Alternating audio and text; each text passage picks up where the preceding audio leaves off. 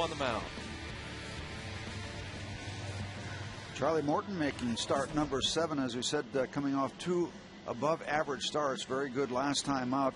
One of the most impressive things about that, and he went 6 innings just giving up 2 runs, was the fact that in 6 innings just 80 pitches. So not only good but efficient. And a power guy like a Charlie Morton, usually you don't characterize those kind of guys as efficient. They'll labor and they'll work hard and they'll throw a lot of pitches and strike a lot of people out.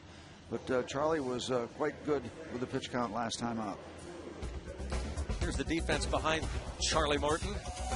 Andrew McCutcheon in center. He's flanked by Lastings Village in left. And Delwyn Young is in right field tonight. Aki Iwamura and Ronnie Cedeno are up the middle with Garrett Jones and Andy LaRoche patrolling the corners. Domit catches Morton. As Chris Heisey is ready to step in. Pirates wearing their alternate black jersey top and white pant combinations tonight. And we're underway. Ball 1. Chris Heisey out of Mechanicsburg, Pennsylvania. 17th round draft choice, 2006, signed by Jeff Brookins from Mechanicsburg, PA. Ball foul off to the right. Kind of your neighborhood, isn't it? Indeed. Chris Heisey, who made his major league debut this past week. Greg Gibson, the home plate umpire. Jerry Davis at first. Sam Holbrook at second, and Brian Knight at third. Jerry Davis is the crew chief. And 1 and 2. Yeah, I've got a new favorite visiting player now. Yep. Mechanicsburg's Chris Heisey out of Messiah College. By the way, the Reds minor league player of the year last year.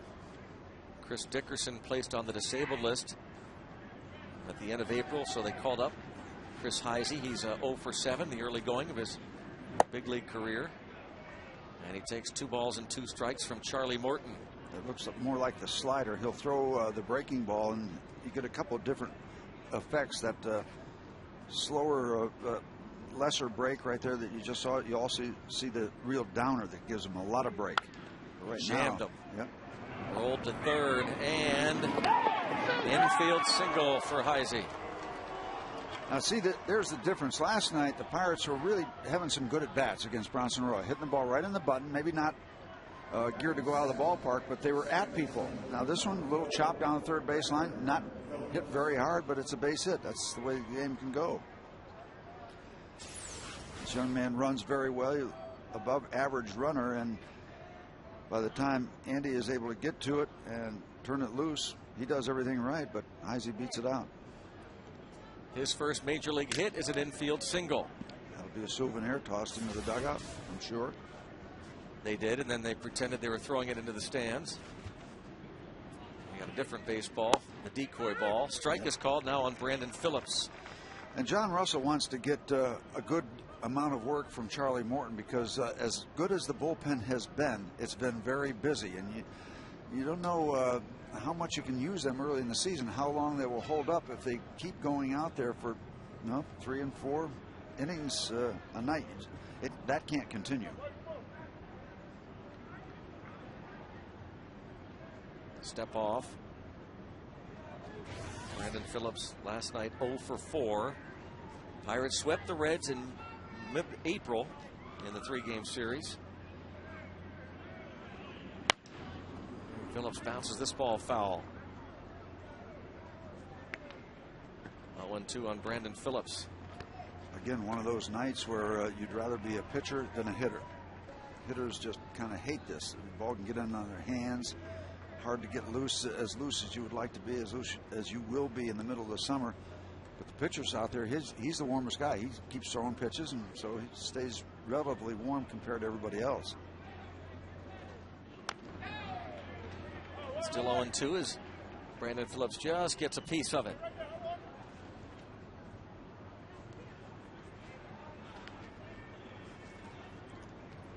Starting to heat up a bit. Brandon Phillips, who hit 20 homers, drove in 98 last year. And 21, Steve and I talked about this on the radio side, that 21 of those 98 RBIs last season against Pittsburgh for Brandon Phillips.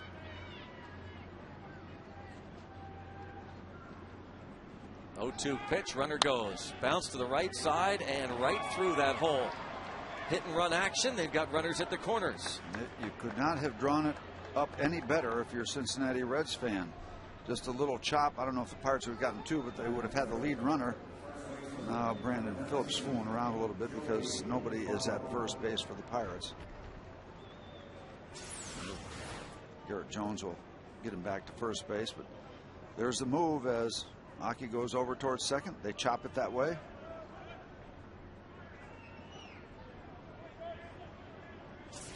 A little tapper for Brandon Phillips. It's a base hit, and the Pirates now have their infield at double play depth with Joey Votto to the plate.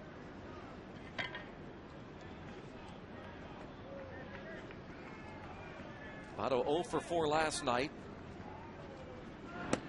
And nearly hit by the pitch, and Phillips will take off and go to second base. And early trouble for Morton and the Bucks. And you see how innocently something like this can start out. That little chop down the third baseline turns into an infield single, and now you got a mess. Second and third, nobody out.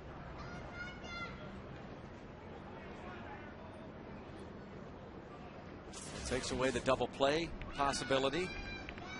Almost inviting some trouble there because there was no play at second base. Yeah. Ryan threw it down there anyway.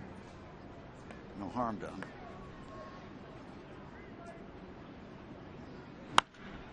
And a fly ball plenty deep to bring home a run. McCutchen sets up for the throw toward third. Phillips will tag and go there. And it's a sacrifice fly for Votto and a 1-0 lead in the first. And as funny as it sounds, that's okay. In the big picture, top of the first inning, the Pirates can live with 2 runs that the Reds might score in the top of the first if Charlie now settles down and just gets it going here and gets his feet on the ground. You can live with that. Not much fun to look at, but it's just the way it is.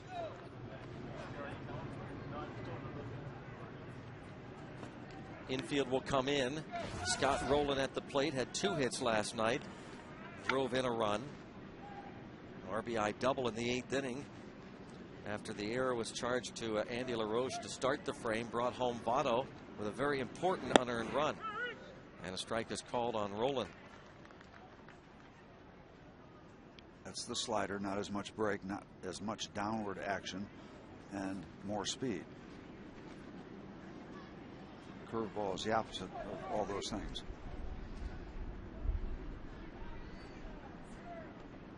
A 1 count. And it's 1 ball and 1 strike on Rolen with Jay Bruce on deck.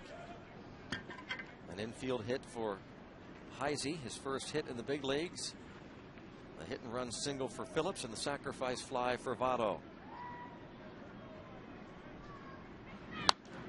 And a foul ball. Goes to 1 ball and 2 strikes on Rolen. Yeah, so Charlie has thrown him 3 different pitches. The slider in for a strike. The changeup just barely missed downstairs. Now comes with a fastball. So fastball set up properly.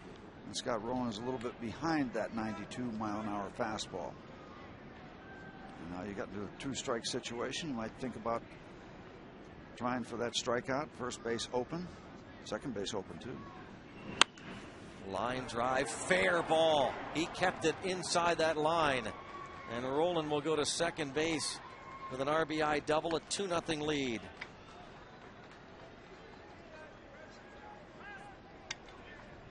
So Scott Rolen sits and waits on that slow curveball, and you can see the water bought up there as there's still a lot of moisture on the field.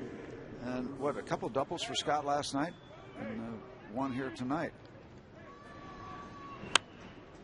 Gives Rolen his 15th RBI of the season.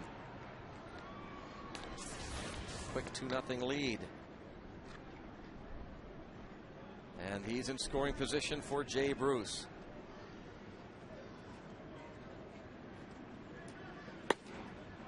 And this fastball misses. 3 career starts for Morton against the Reds. A record of 1-2 and a 5.89 ERA. His first start this season versus Cincy.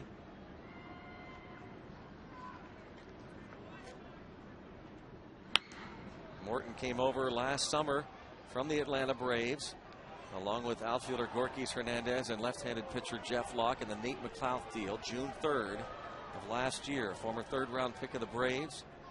He went 5-9 last season. in 18 starts with a 4.55 ERA, and he struggled immensely in his first handful of starts this season.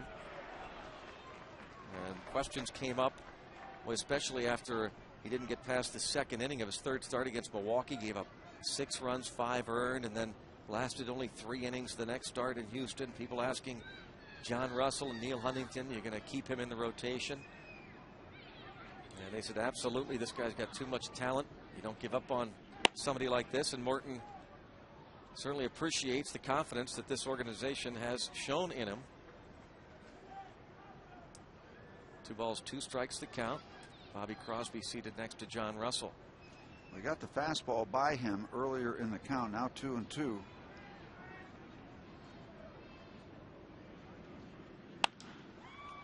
Hit in the air to center for McCutchen. Another fastball, but like Bronson Arroyo got, that ball hit right on the button, but right at an outfielder. And Charlie Morton talking about the support of the organization. The good word tonight from the Pirates pitcher. I feel like there has been so much support in this clubhouse, and there has been so much support from the front office. They made it clear that all I need to do is go out and throw the ball. And I wasn't doing that. I was looking everywhere for answers, and the answers are just here. I just got to throw the ball and believe in it. Yep, simplification. Just try not to get cluttered and overthink it, overcook it. Every once in a while, I just got to say, hey, I've got this ability. Let's see if we can just trust it.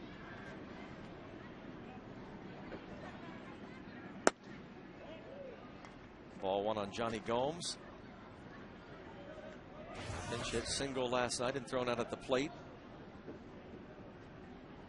2 for 6 in his career against Morton.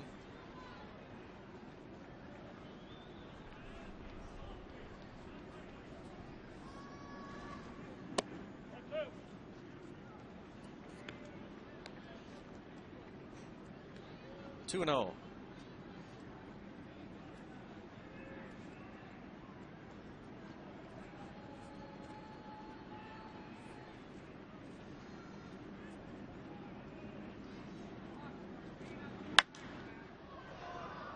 That's going to head toward the seats. Well, Greg, it's one of those nights where it is raw, it is cold, it's been rainy.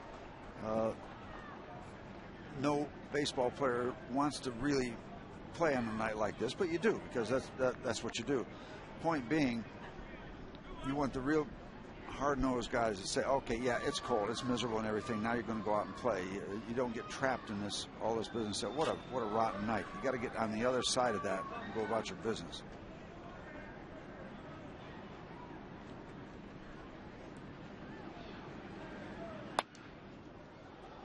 Count 2-2 on Gomes as he fouls off the Morton fastball. You know the old saying, somebody's going to win this game. And,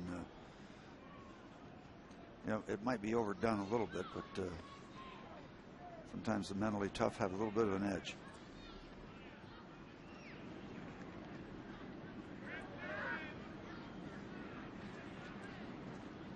Two count. Rolen the leadoff second. 3 hits in the inning, and ball 3. Talked to Domit before the game about Charlie Morton and how excited he and the organization is. Feel like he, in Domit's words, last couple of starts were turning points for Charlie Morton. He said, you know, stuff-wise, I think Charlie's got the best stuff on the team, sometimes 96 to 97 on the gun with that 12-6 hammer, talking about that curveball. Pitch is popped up, and the first baseman, Garrett Jones. For the final out, a long half inning, the Reds scored twice. 26 pitches, and now the Pirates go to work against Johnny Cueto.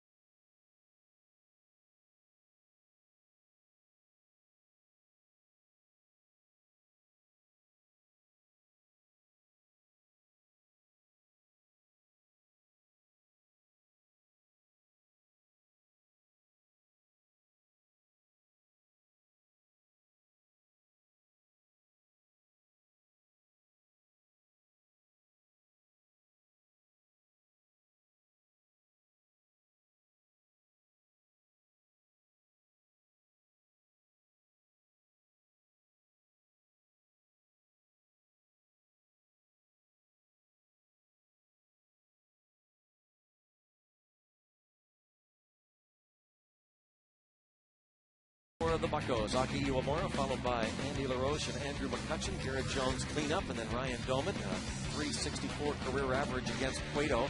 Lastings Millage, 3 for 10 lifetime against this starter, as is Delwyn Young in right field, Ronnie Cedeno the shortstop, and Charlie Morton. Cueto has been tough on the Pirates, 6-2 in 9 career starts. Just so this year, 1-1. Take a look at the numbers, 5.18 ERA. San Pedro de Macorís, Dominican Republic. And Cueto, 11-game winner last year for the Reds. Here we go. Ball 1 on Aki Iwamura. He has faced Cueto previously, as we saw this right-hander face Daniel McCutchen back on Saturday night, April the 17th here at PNC Park. Cueto went 5 innings, gave up 3 runs. Iwamura was 0 for 3 against him.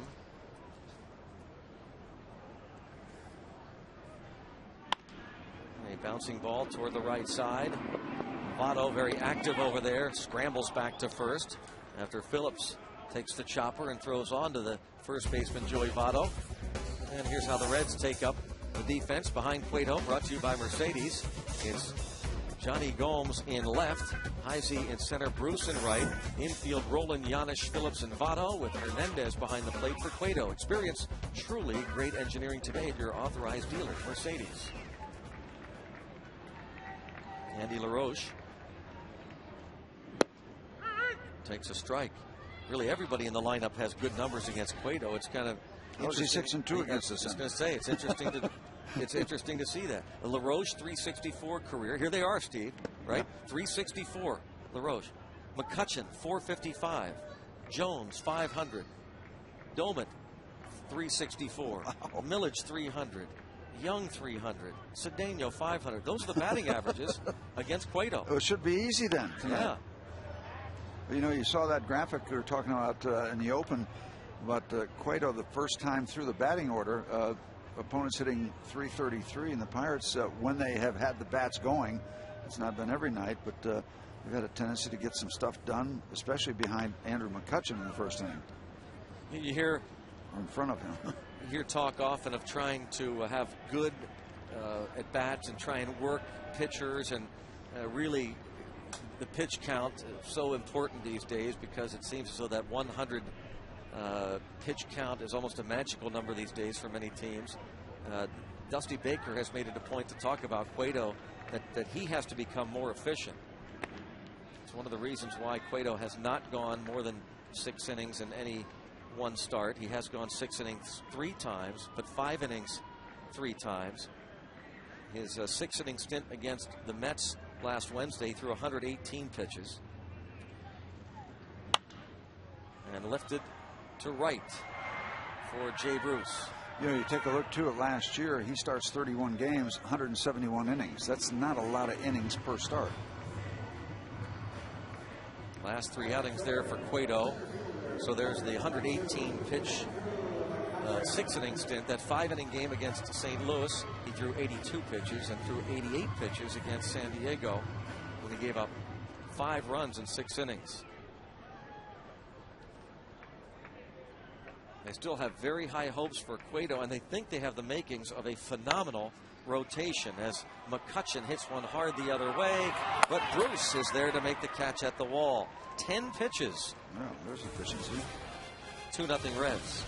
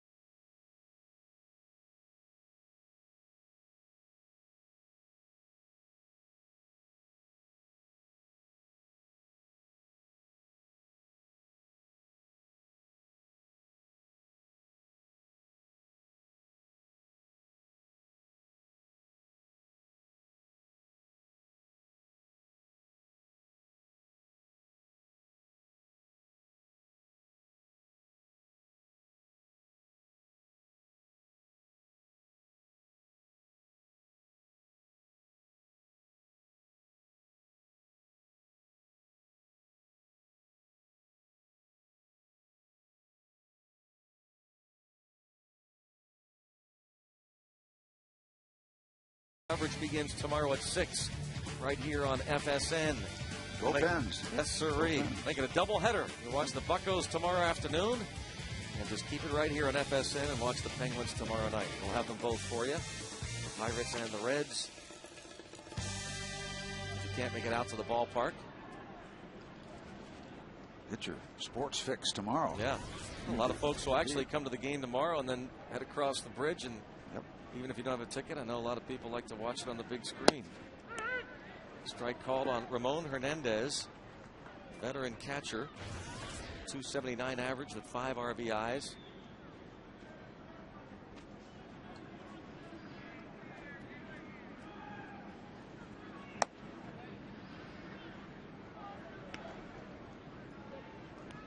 One and one.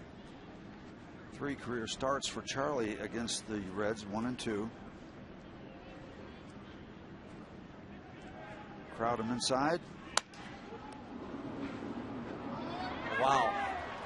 Crowded him inside, and that's what he did with it. He was able to fight that ball off, kind of inside out ball, just slice it just out of the reach of Iwamura. See where Ryan Doman sets up? And they get it in there. He just kind of slices it, gets the hands in far enough where he can push that ball the other way, just out of the reach of Aki. I think that is probably an example of Iwamura. People asking about Iwamura. From what you hear from people, they think that the range is limited because of that knee, though he says it's about 100%. He doesn't feel any pain. Still has that knee brace on. So a couple of balls to start each one of the first 2 innings. That gets the Reds engine going. Heisey, the little chop to third, and this one just out of the reach of the Pirates' second baseman. You never know about a guy's range, unless you're down there, just from our vantage point. And the only reason I say it is because that ball actually just came to a dead halt in shallow right field, which tells you from up here it looked like it was not hit all that hard. It wasn't, but you also have a soggy field. Sure. But that's the only reason I bring up the range thing. Yep. By the way, you wonder if that's going to be a factor, because all these outfielders are going to be picking up a wet baseball to try to get a grip on and throw properly. 2-1 the count on Giannis. Now this is an important man for Charlie, because he gave up a couple in the first. Now the leadoff single. If he doesn't get Giannis, then you're going to let Cueto bunt the guys over into scoring position. So you'd like to see Charlie get this out. And then if Cueto bunts, then you're just putting one man in second base with 2 outs. A whole different feel. 2-2. Good fastball, up and in. Tie him up. Up, in.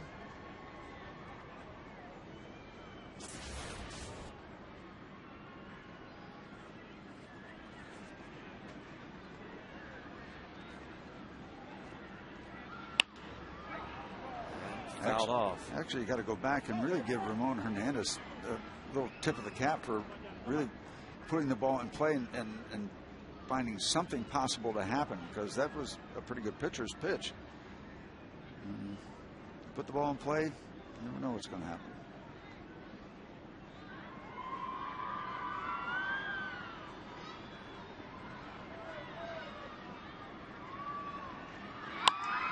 Fly ball to center field, McCutchen.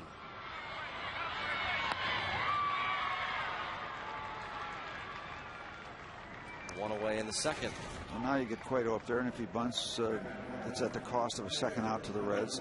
The man at second base was a lot different than second and third with 1 out.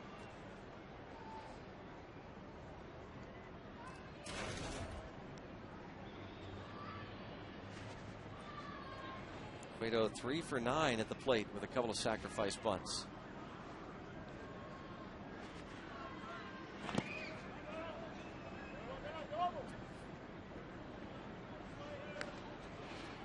Strike 1.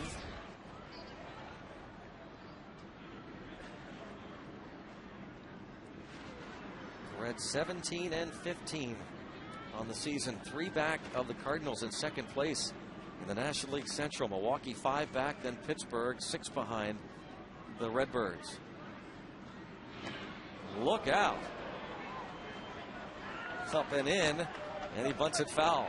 See, that's always been my defense of not squaring around too early. You're almost like a target. He's right there, and then he kind of fouled it back toward himself. I always got nervous when I squared around too early. But Yancey, lucky that ball didn't come back further at him. Queen O'Keefe kind of leaned into it. Yeah, and then the double whammy as the ball was fouled back toward him. It's, I think the breaking ball's in order. And did he go? No, says first base umpire Jerry Davis. Good call, Greg. See if you could lean out there and make another bunt attempt. Oh, brother.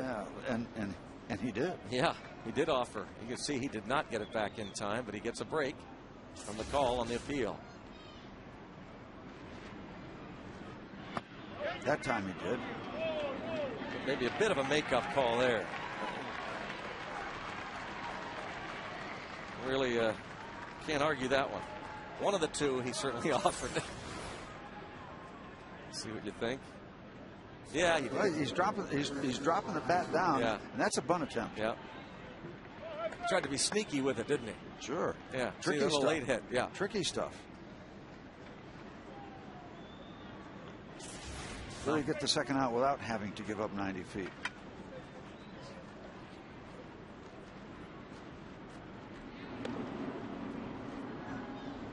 Just keeping an eye on Ramon Hernandez. I don't think you'll see him attempting too many stolen bases. Normally not.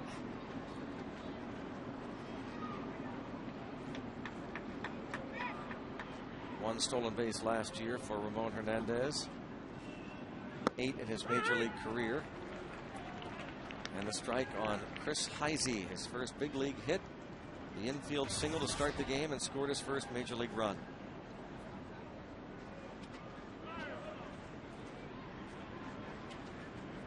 Was that time was caught? I don't know if on the backswing there, the practice swing, he accidentally tapped Doman apparently.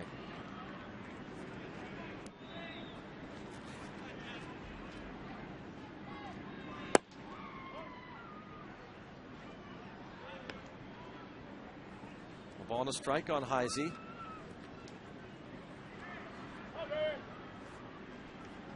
As Steve said, the Reds minor league player of the year last season. Played to both AA and AAA levels.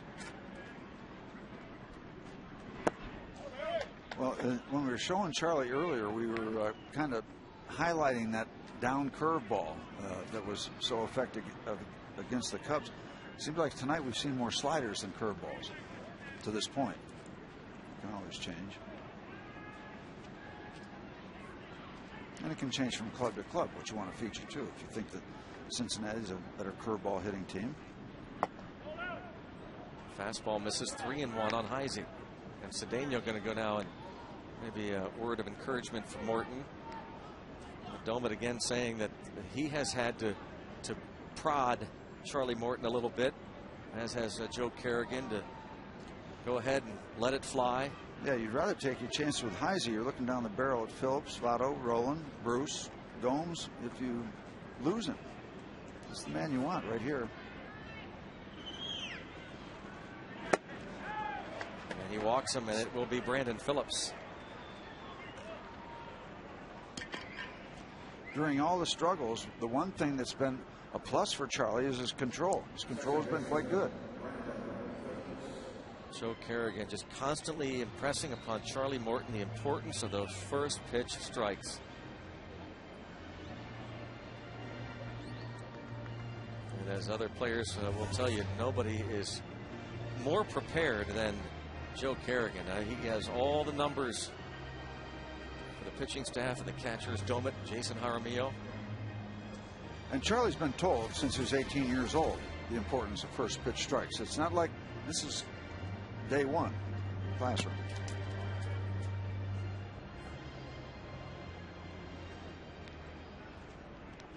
Brandon Phillips singled, a hit and run single in the first.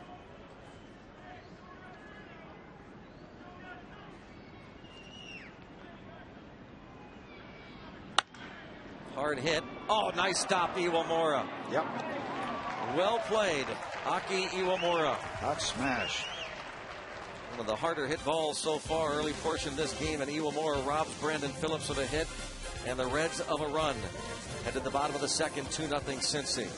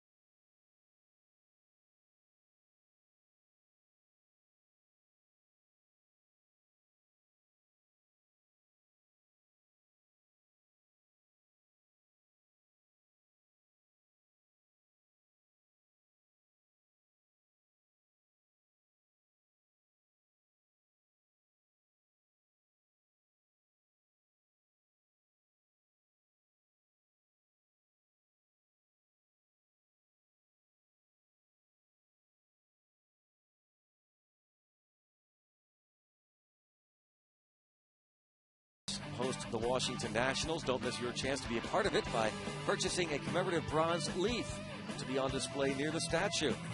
For more information, visit pirates.com/Maz statue. Your own personalized bronze leaf to be a part of that tremendous display. Great design work on the statue. Really neat.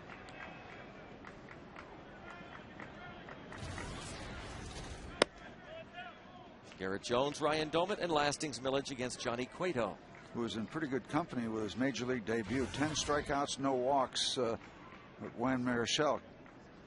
Countryman did that also. Fly ball hit pretty deep to right center. But Jay Bruce there. It's the third straight put out for Jay Bruce. It was April 3rd, 2008. Johnny Cueto. 7 innings, 1 hit, 10 strikeouts, no walks.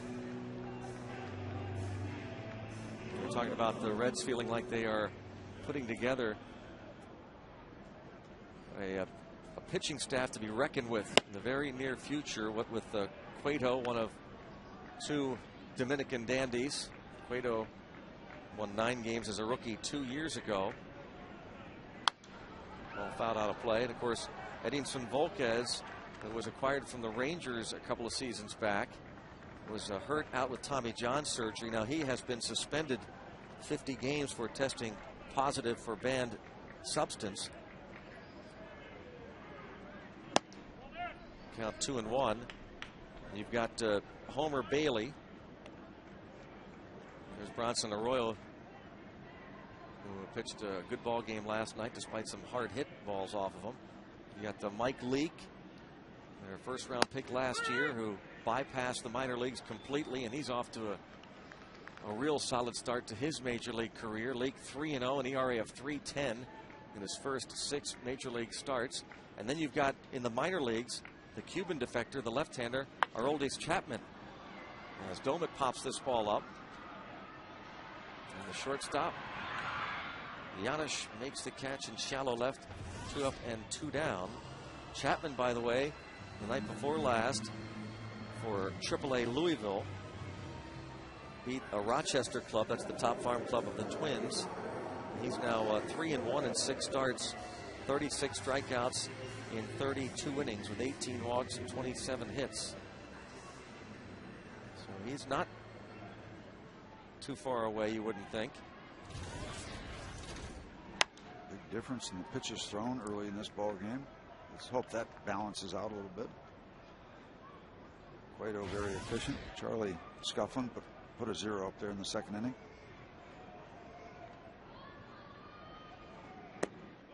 Millage 3 for 10 with a home run in his career against Cueto.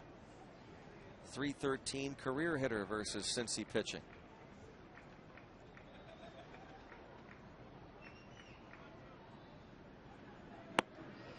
I'm talking about Cueto's great debut when he went 7 innings striking out, 10 walking nobody. Juan Marichal, 1960, his major league debut against the Phillies, 9 innings, 1 hit, 12 strikeouts. It's a nice way to break in. Millage sends one deep at the center fielder Heisey. Makes the catch. So 1 ground ball and the rest fly ball outs against Cueto.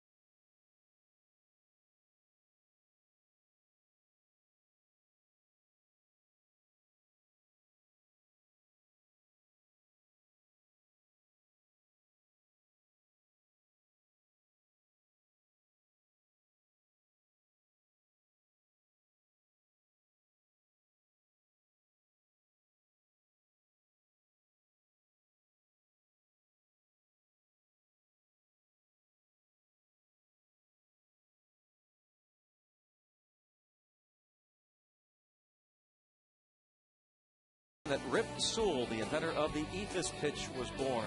Rip Sewell, the former Pirates pitcher, pitched for the Buccos for 1938 through 1949, and one of the flashbacks was the 1946 All-Star game where he had told Ted Williams he was going to throw him the eephus pitch, and with the American League ahead 8-0, he threw him a couple, and then Ted Williams launched the home run off the Sewell eephus pitch, supposedly the only time that Sewell ever gave up a home run on the eephus. So it's a blooper coming in and a blooper going out. A lot of height on each one, but the latter, the further. This day in Pirates history, thank you, Day Automotive, the eephus pitch. Big blooper. As Williams rounded the bases, Rip Sewell yelled to him, "The only reason you hit it was because I told you it was coming." And Williams laughed, the fans loved it, and Sewell got a standing ovation when he walked off the mound. And Ted probably made a gesture to the fans.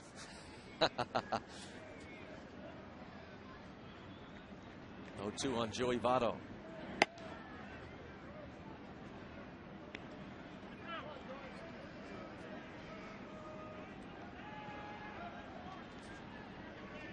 Ball 2 strikes on Votto.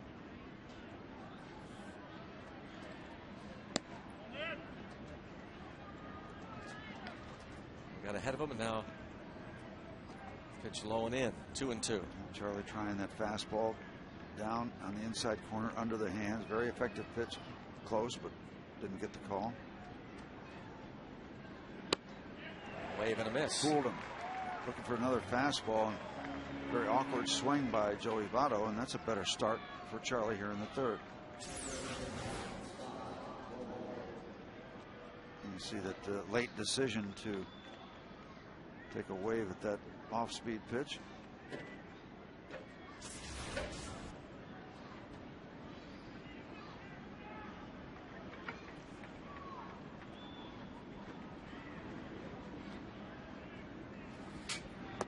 It was always kind of a neat thing. You know, it's not enough just to get somebody out. You want to make them look bad in front of their friends and family. Just fool them. You know, anybody can get them out on a good fastball and routine out. But boy, when you make them look bad, that's fun. And didn't hit it all that hard and almost dropped it in for another hit. Now Rolen for another double. Yeah, doubled a line drive double in the first inning. Now Morton has given up 4 hits. One hard hit was the Rolen double. One was an infield single, a couple of seeing eye singles. And the hardest hit ball, perhaps, the ground ball to Aki. Off the bat of Brandon Phillips that ended the second. Charlie's given up 7 home runs. It's his 7th start.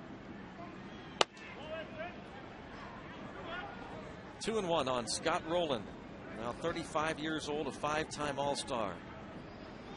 7 Gold Gloves. Traded over from the Blue Jays last summer, and Walt Jocketty reworked his contract over the winter to keep him in a red uniform. Drafted in 1993 by the Phillies. Had some run-ins with Tony La Russa in St. Louis. And Larry Bow in Philadelphia.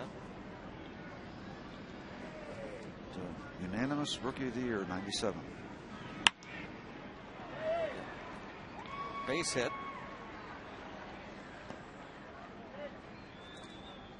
For Scott Rolen. A 1-out single for the veteran third baseman.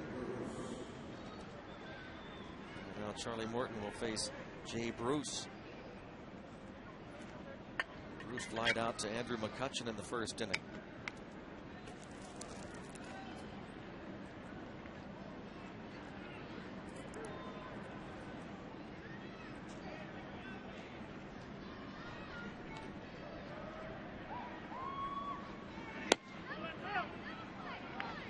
Ball 1. Another close one, fastball riding out just a little bit off the outside corner.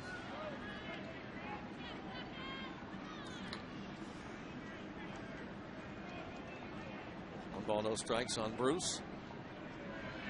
And yes, 1-1.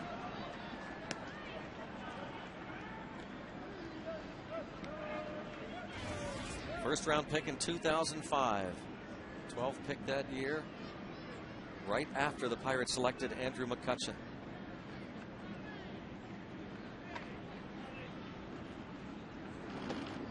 Rolen back to first. Greg, you're talking, mentioning some minor league stuff earlier. I had a chance to talk to Trent Jewett. He's now managing for the Nationals in Syracuse. One of our good friends. We think very highly of him. Hope that someday he'll get a chance to be a major league manager. But he's got Steven Strasburg now there, the phenom, the big bonus young man who is headed toward the Washington Nationals rotation. There's a check swing that wasn't checked in time. Second strike. And he says he's thinking that Strasburg is everything they've thought he was going to be. And it's just not going to be very long before he's up in the big leagues. But he's with Trent Jewett pitching for Syracuse in the International League. He was promoted to AAA right after the Altoona curve beat him in a ground ball to first. And the play made at second as Garrett Jones throws to Cedeno to retire Rolen. Bruce on via the fielder's choice. Goes 3-6 on the scorecard. Sharply hit to Garrett Jones. Not the easiest double play to turn, and Ronnie Cedeno wisely decides not to make that throw back to first base. Pirates have struggled mightily turning double plays, and again, that one not tailor-made, certainly not made to order, and perhaps not a high percentage of making it, but just brings to mind the Pirates as the season wears on and you get into those summer months, they're going to have to be tighter. They're going to have to play better defense when they get the double play opportunities. Now keeping an eye on Jay Bruce, who has stolen a pair of bases. All-weather parrot. Ain't nothing going to break his stride. Nothing going to hold him down, huh? Yep. And there goes the runner. And another stolen base against the Pirates, though it was a closer play. Trying the swipe tag, but Bruce in behind it.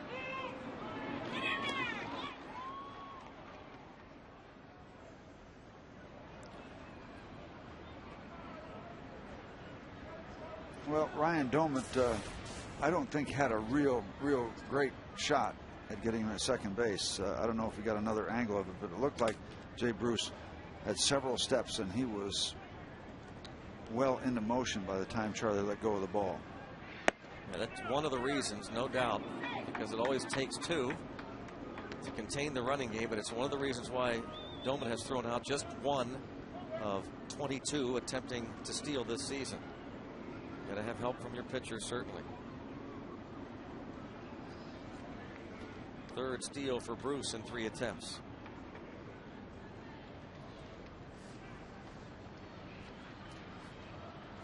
Might have a chance to take a look, but we'll do it next inning as this ball's popped up, and Charlie Morton's going to put up another 0 on the board. Take a look at that steal later on. Charlie Morton heads back to the dugout. 2-0 Reds.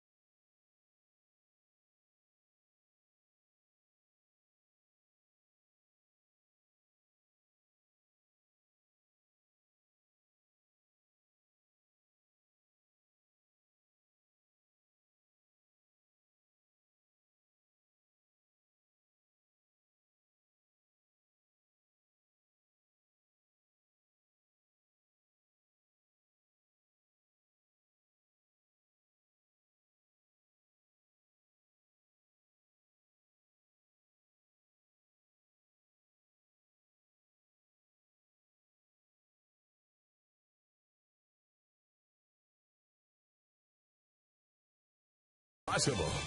And by Day Automotive, we're going to make your day.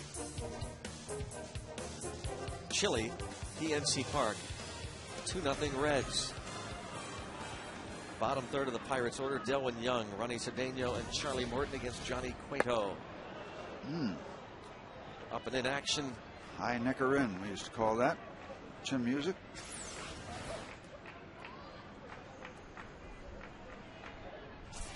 Gives one pause.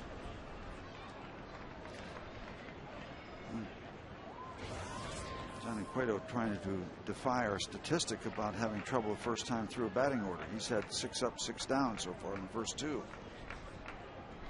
innings.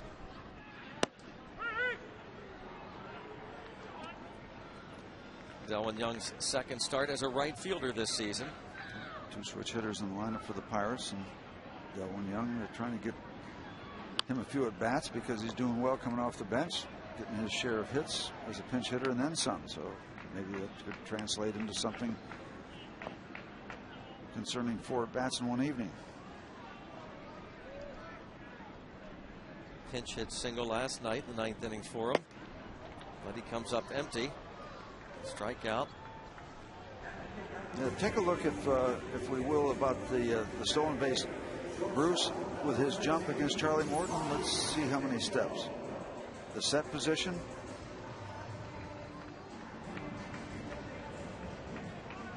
Yep, an average jump. I thought he had a little more traction early.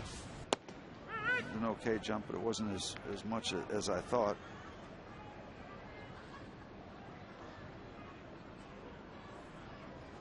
Many times you'll see the stolen bases. That ball is through into left field for base hit. Orlando Cedeno. Many times you see a stolen base, a guy have 5, 6, 7 steps before the pitcher actually releases the ball, and then it's a done deal. The catcher has no chance. Morton now with a chance to sacrifice Cedeno to second.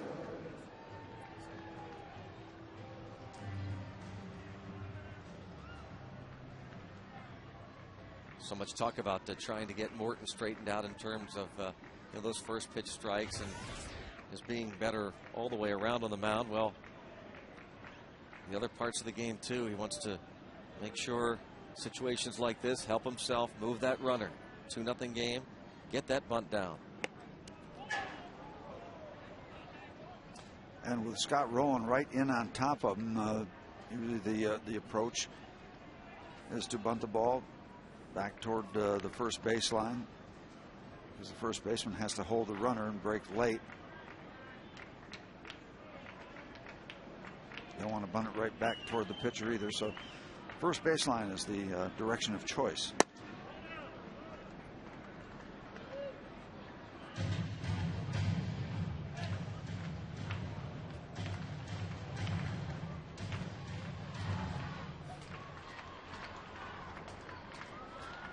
Charlie give a look toward Tony Beasley, but I don't think there's any real change in approach at this point.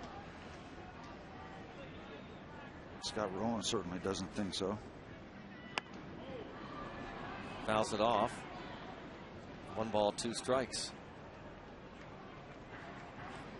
Last night, Aki Iwamura got away with a bunt right at Rolen. Rolen decided not even to look at second. Delwyn Young had reached on the pinch hit single and moved to second on what went as a sacrifice. Well, Morton wouldn't be so lucky. Morton does not run well at all. That's a dangerous thing, bunting it toward Rolen for sure. And that's a strikeout. Not able to help himself. Cannot move the runner as he bunts the 2-strike pitch, foul for the strikeout. Cueto, as you said, 1-1 so far in his first 6 starts. He's given up 4 home runs.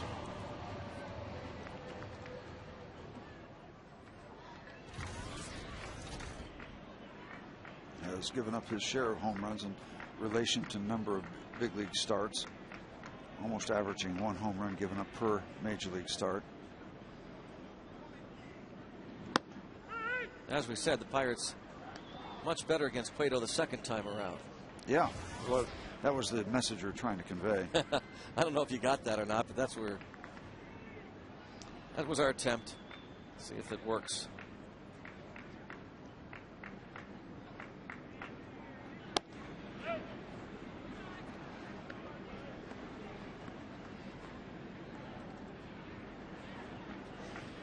Native of the Dominican Republic, the baseball factory. Second time through the lineup, still hitting .300 against him. So we're still in business.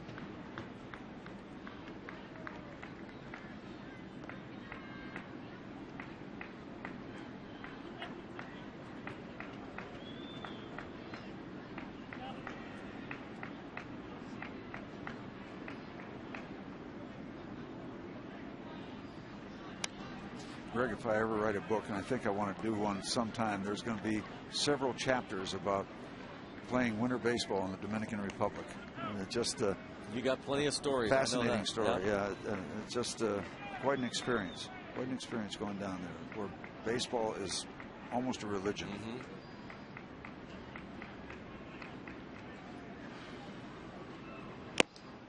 Foul tip for the strikeout. So he strikes out the side, and through 3 innings, he leads 2-0.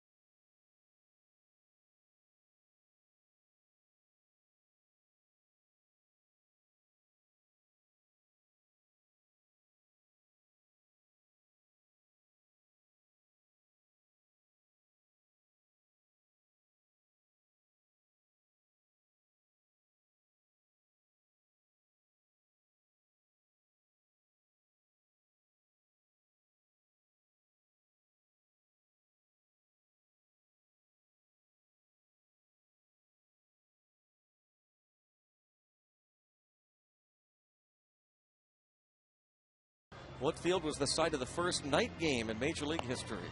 That's a bunny question there. A bunny question. Easy. Crosley Field. Yep. Cincinnati. I mean, that's my guess. And we're all guessing. Greg. Are you guessing? Just take the air out of the whole question. Wait a minute. Are you going to guess? Forget it. No more fun. That's it. Well, shut it down. That doesn't mean it's right. Well, you've had guesses before. Oh, okay. Now it's not fair for me to guess. Everybody else can guess.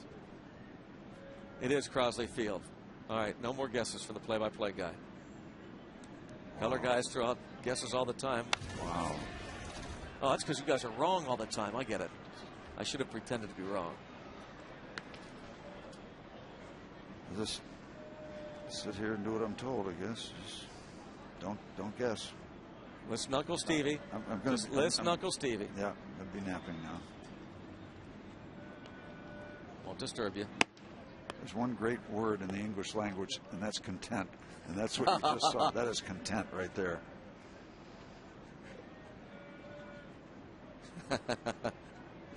There is a second part to this trivia what question. City was that Crosley Field in? That's dribbled foul. How about the home team that day?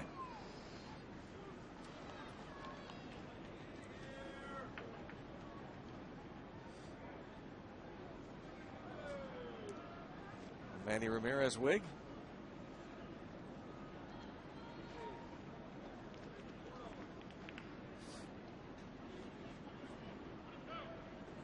Steve's 71 unis. Yep, that's right. We came over to River Stadium, had those double nets. They look good on a lot of guys, and there were some people they didn't look real good on. Foul territory. I love Danny Murtaugh. I love him to death. My favorite manager, but double nets didn't do much for Danny.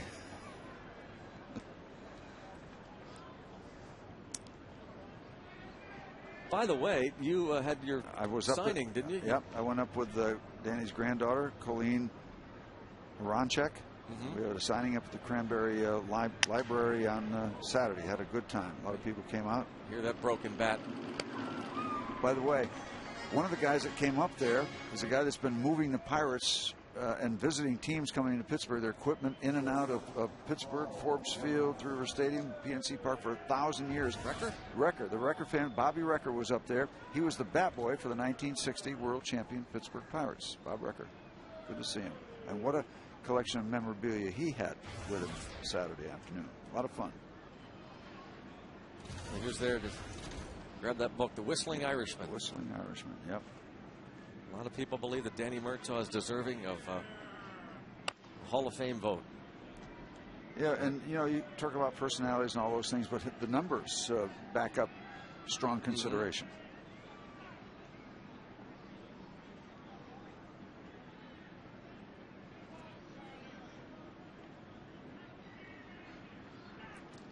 Mm-hmm. 0-1 on Giannis.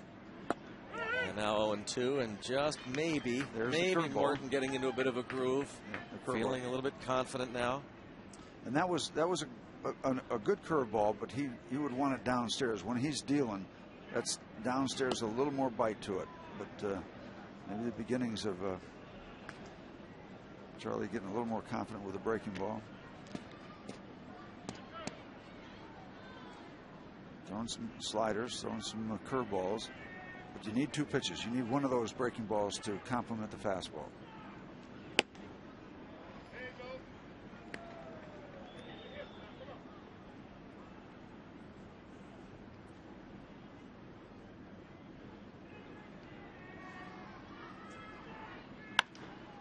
Bounces this curveball to the shortstop. And Cedeno, both assists in the inning. As Morton looks for his first 1-2-3 frame, he faces the pitcher Cueto.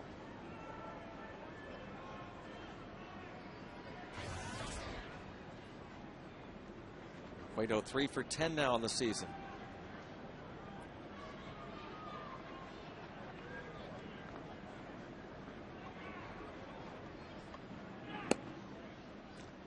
A couple of strikeouts for Charlie. The first one registered against Cueto. Fouled the ball off. And he got Votto. One free pass.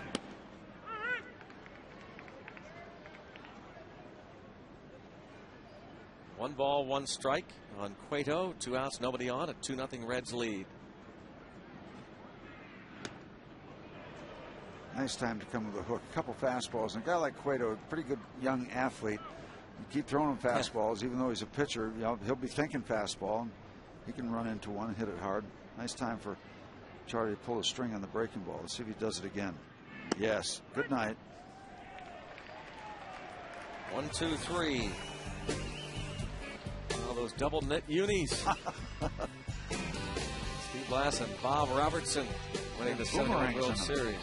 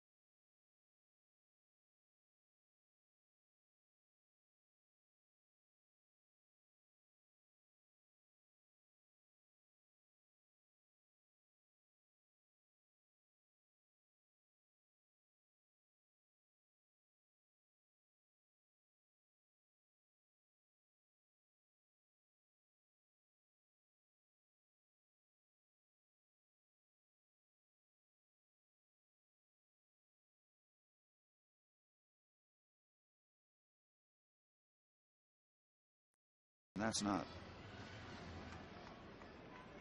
Tomorrow they. Did that Rottweiler? Young Rottweiler?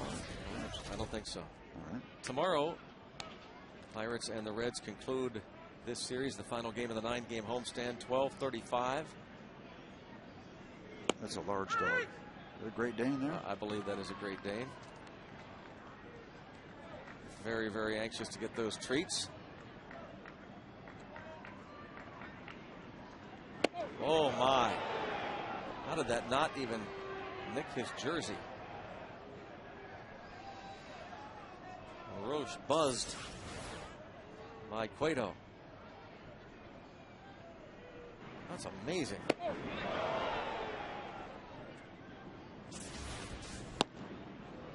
Comes back with a breaking ball, 2-2.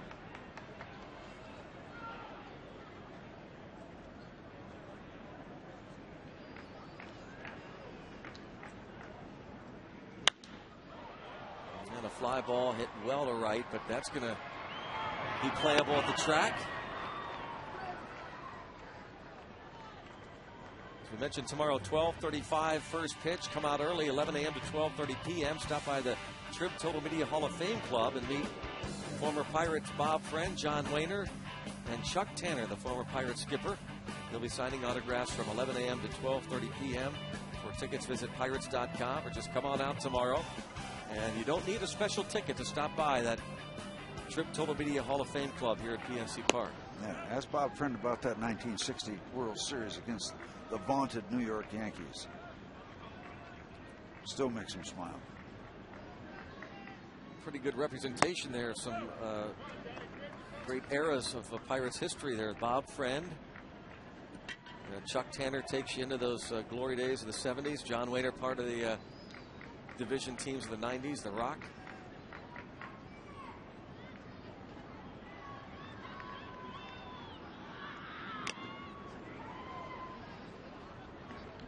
Chuck Tanner would have liked Andrew McCutchen. He would have been part of that Lumber and Lightning team.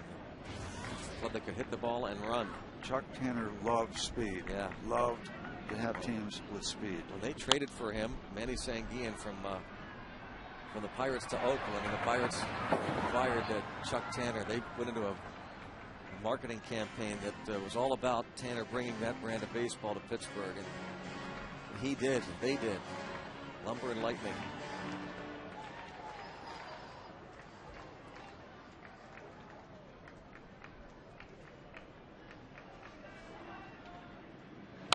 Another guy that in the not too distant future, from what we're hearing, might fit that bill, the McCutchen style.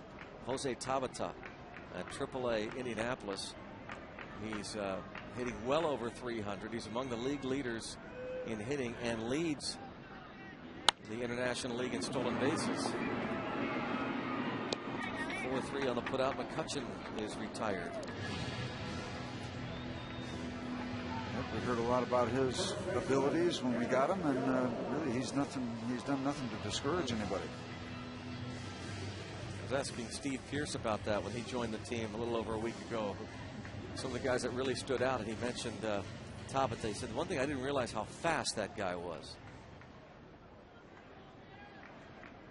Garrett Jones at the ball to the warning track in right center field in the second.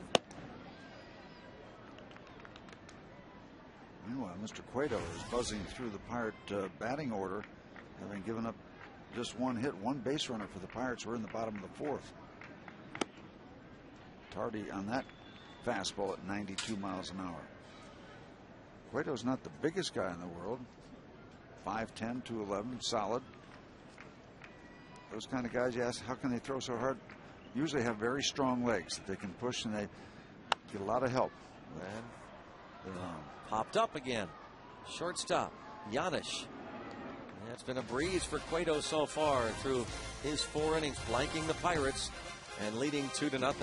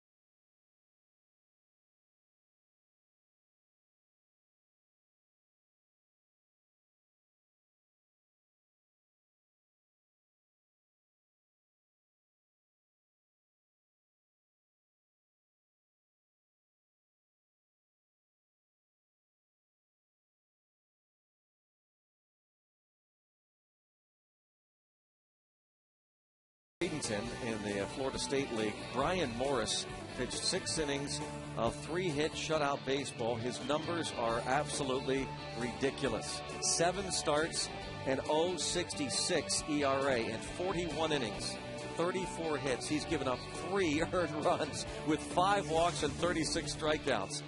And last night, the veteran Jeremy Powell named International League Pitcher of the Week. 2-0 and 0.69 ERA. Hayden Penn is starting tonight at AAA Indianapolis, converting him to a starter. The man that was picked up on waivers just at the end of spring training and pitching pretty no, well. No walks. Right. No walks tonight. But Steve, the Brian Morris thing is incredible. Yeah, I cannot believe. I just will not believe he's going to make another start at Bradenton. His next start has to be at Altoona. We'll check in with Neil Huntington on his radio show on Sunday about that. But wow, you would think there's not much more you can accomplish. 41 innings, 5 3 walks, runs. 36 strikeouts, 3 earned runs. Morris came over in the big deal a couple of summers back. Dodgers and Red Sox. Jason Bay heading to Boston, of course. Manny Ramirez to the Dodgers. And Pirates got a handful of players. And Brian Morris, a former first rounder of the Dodgers, really coming into his own now. Chris Heisey, comebacker. Even though it was an easy play for Morton, Heisey hustling down the line. But we understand we're talking about Chris Heisey, who picked up his first big league hit. Mechanicsburg, Pennsylvania, now resident, grew up in Lancaster, PA, and went to Messiah College. We're told that Chris Heisey in the high school, Donegal High School in Mount Joy, PA, which is in the central part of the state, his coach is here tonight, Bob Robertson's son-in-law. Julie is Bob Robertson's daughter, and his son-in-law Chris coached Chris Heisey at Donegal High School in Mount Joy, and they are both here tonight to watch Chris Heisey play. They'll be proud of that for sure. Good to hear from Bob Robertson and family. Chris and Julie Miller in attendance tonight. And Bob Robertson, we just saw your former first baseman in that 71 World Series clip. Yep. Leaping into the arms of the big man. I wonder if people remember, they remember Bob's career and the power he had. I wonder if they remember later on that he was a coach that was doing a lot of work with Jeff Bagwell. Did a lot of work, personalized coaching for Jeff Bagwell back in the day. And Jeff Bagwell remembered that when I had a chance to talk with the Astros first baseman. I thought you were going to say that from what I've read and from you and others have told me, that Bob Robertson, of course, an outstanding big power hitter, but he was one of the better defensive first basemen in the league at that time. Yes, one of the best. Big guy, but quick hands.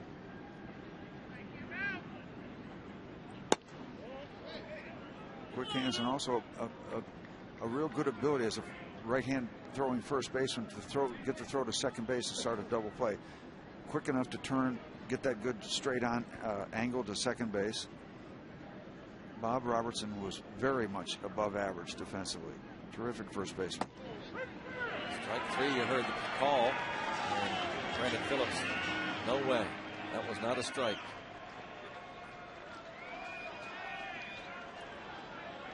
You see the home plate umpire, Greg Gibson, nodding yes, it was.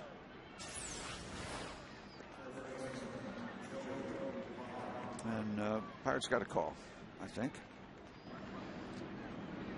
A lot of times you see that curveball inside and it's curving around. By the time it gets to the catcher, it looks like it's lined up with that inside corner, but those kind of pitches can curve around the strike zone.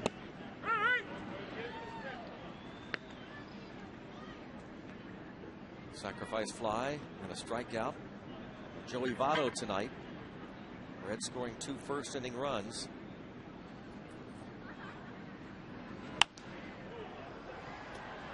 So tip of the cap to Charlie Morton. A little shaky work in the first inning, but he is settled in. Now they're going to start to work in the Pirate bullpen at some point, and it looks like it perhaps might be beginning now.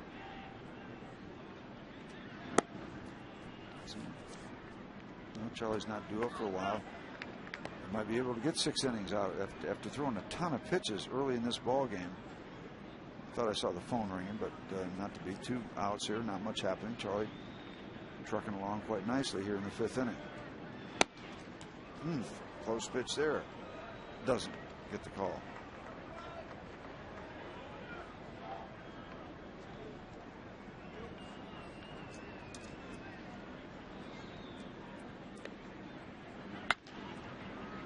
Iwamura.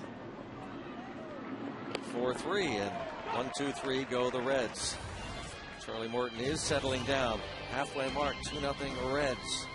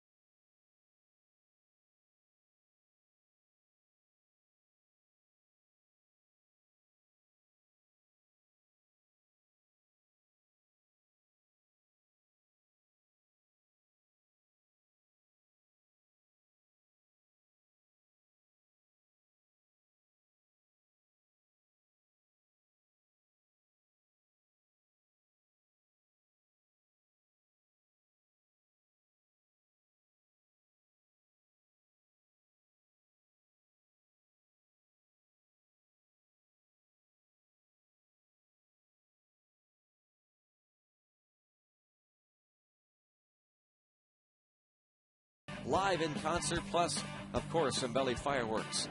A PNC Park favorite. Collective Soul performing all their biggest hits, including Shine, The World I Know, and Better Now. For tickets, visit Pirates.com.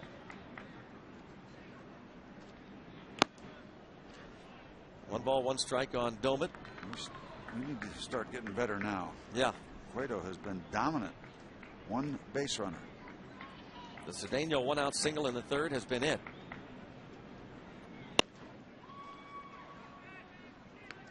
A ball and two strikes on Domet.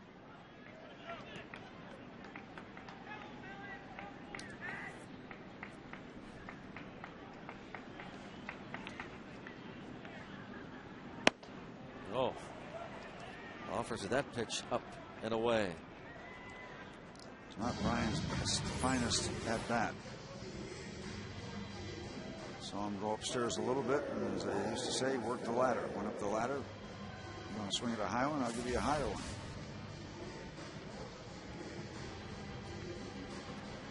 It's Charlie Morton there with Joe Kerrigan.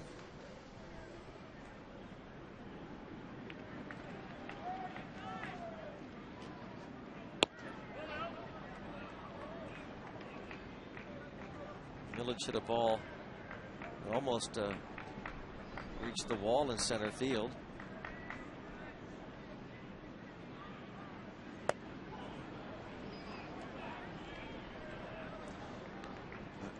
Kind of an interesting outing. Cueto's been dominant. 2 ground ball outs. Yeah. 4 strikeouts. A lot of fly balls. A lot of balls hit up in the air. A bit like last night. Pirates had 5 hits last night. One of them, the home run by Cedeno, accounting for the only run against Arroyo, Rhodes, and Cordero.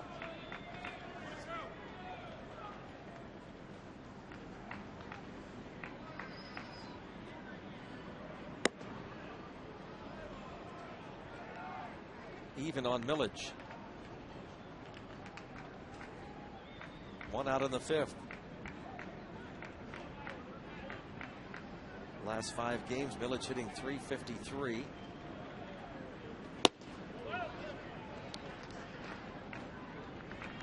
Cueto has not walked a man.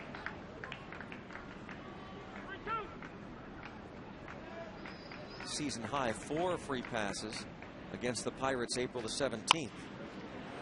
And the shortstop Janisch retires Millage. Last time out for Johnny Cueto against the Mets, 6 innings, 3 runs given up. Not bad work, but nothing compared to tonight so far. 3-1 in his career at PNC Park. An ERA of 3.41 in this yard.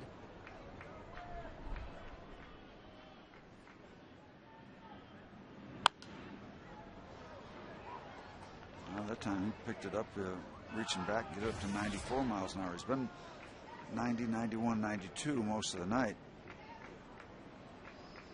Getting loose.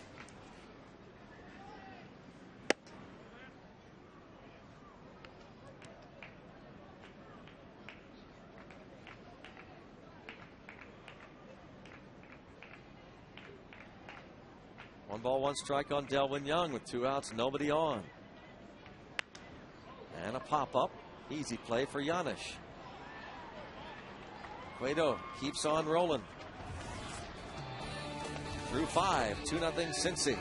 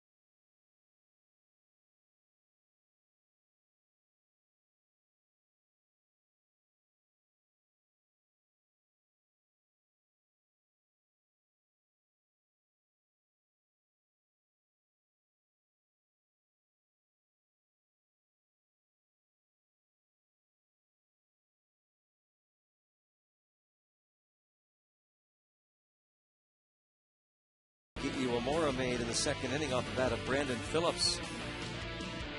Coming off that potential hit into the final out. Freeze Cam brought to you by Coors Light,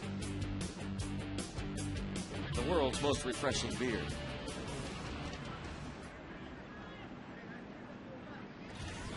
Scott Rolen has doubled in a run and singled.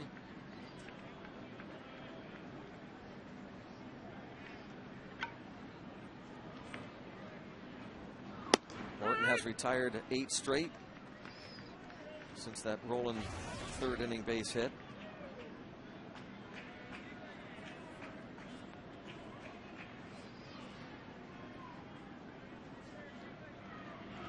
There's the good hook. In tandem with a good sharp fastball to start it out. 0-1 with the fastball, and now the curveball down underneath. His curveball can be that good.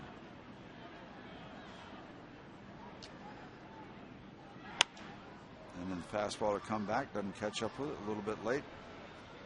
3 fine pitches thrown by Charlie to start the 6th inning. Her green, humongous handbag she's never seen without. I didn't realize they had a pierogi song now. Well, we got a hot dog song. Why shouldn't they have a pierogi song?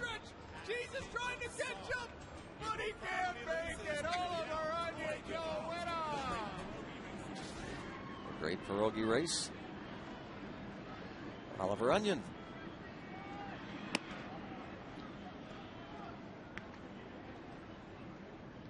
And Hannah.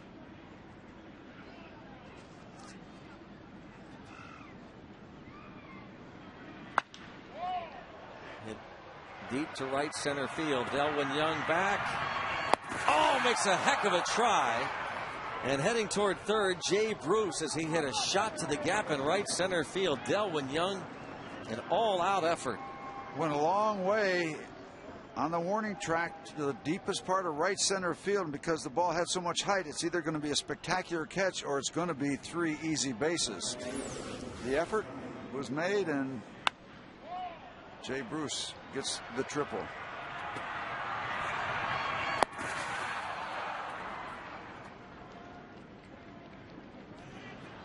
That close. Wow.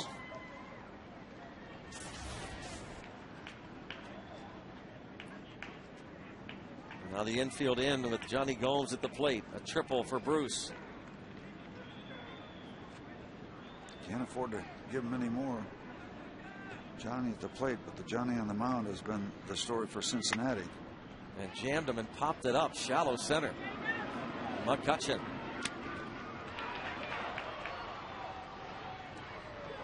Runner holds at third. Nice job by Charlie. One more step. He's scheduled to be the second batter up in the bottom half of the 6th inning. He's closing in on 100 pitches, and he has really done a nice job since struggling in the first and throwing a lot of pitches in the second. That 0 he put up in the second was big, capped off by the fine play by Aki at second base. Put the 0 up after the 2 spot in the first inning. Since then, he's been terrific. Yeah, and you look at the 2 hits that got it going. Chris Heisey, just a measly infield single to the third baseman LaRoche. Heisey just did beat the throw, and then a hit and run single by Phillips. Really a routine ground ball, but right through the hole. And those 2 men scored after a sacrifice fly and a double. Still work to do to keep that runner at third base as he faces Ramon Hernandez. Hernandez hit very slow roller into right field in the second for a base hit, and with a broken bat bouncer to Ronnie Cedeno in the 4th.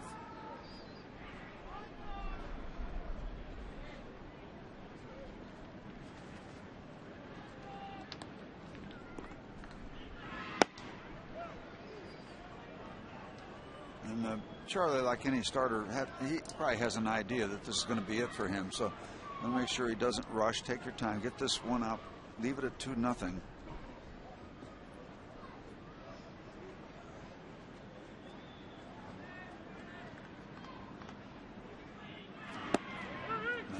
I've been in these kind of situations. You know this is it for you, so you want to finish it up with a 0, and sometimes you get preoccupied that, and that tends to be somewhat of a trap. So keep on doing what you've been doing, Charlie.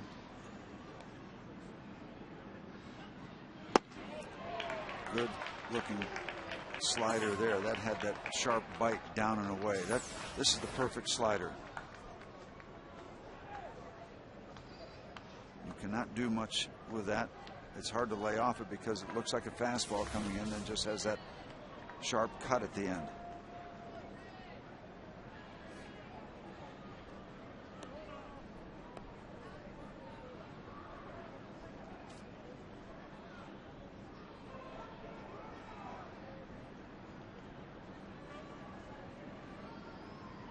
One more time, Charlie.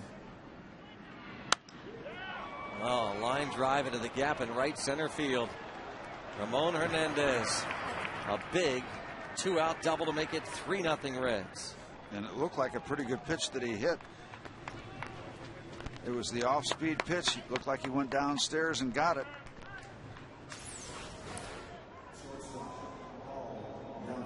That's a good pitch. You got to just tip your cap to Hernandez. Did a good piece of hitting right there.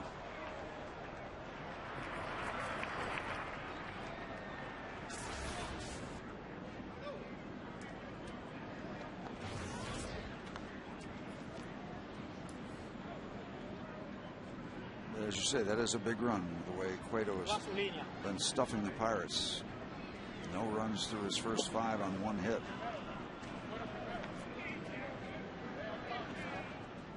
Swing or take a walk? Intentionally walk Giannis to get to Cueto. Just a second walk.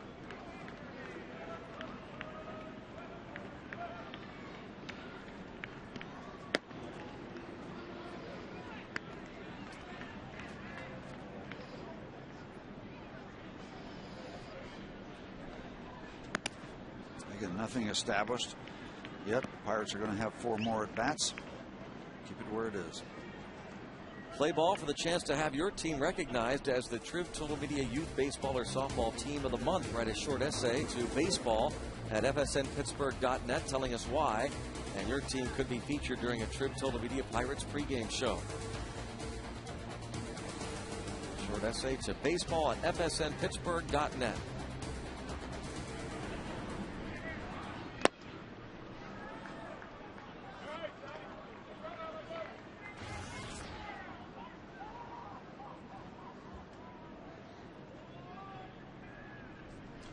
Couple of strikeouts on his dance card so far tonight. Need another one.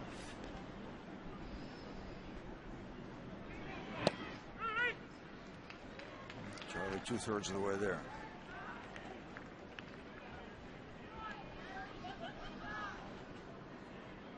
We got a serious duel going on up in the stands. 0-2 count on Cueto.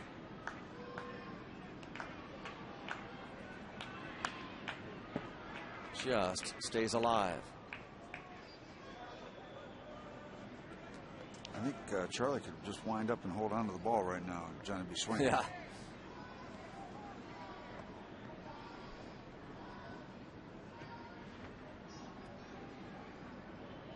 Two shots into the gap in right center here in the 6th inning have given the Reds a 3-0 advantage.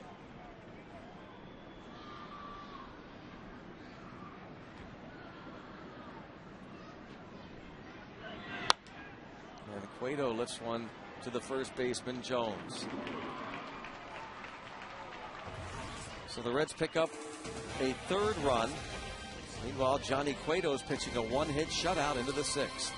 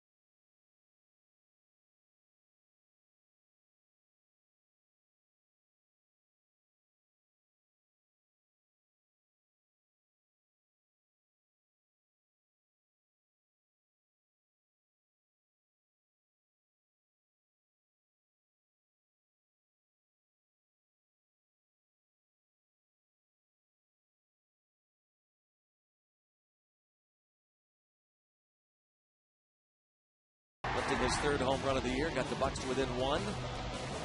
Reds went on to win the game 2-1. That's the Cold Hard Blast, brought to you by Coors Light, the world's most refreshing beer. And Cedeno will lead off the bottom of the 6th inning.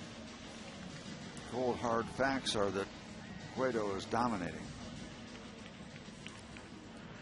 1 hit. It was Cedeno's 1-out single in the 3rd. Cedeno now 4 for 7 in his career against Cueto. Jeff Clement comes out on deck to bat for Charlie Morton.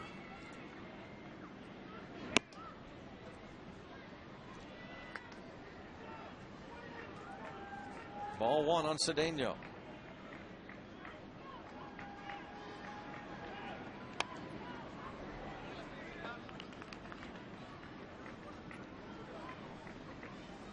Cedeno with now 3 home runs, 9 RBIs.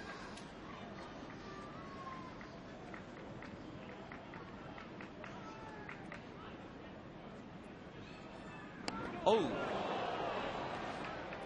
got him. He's hit by the pitch.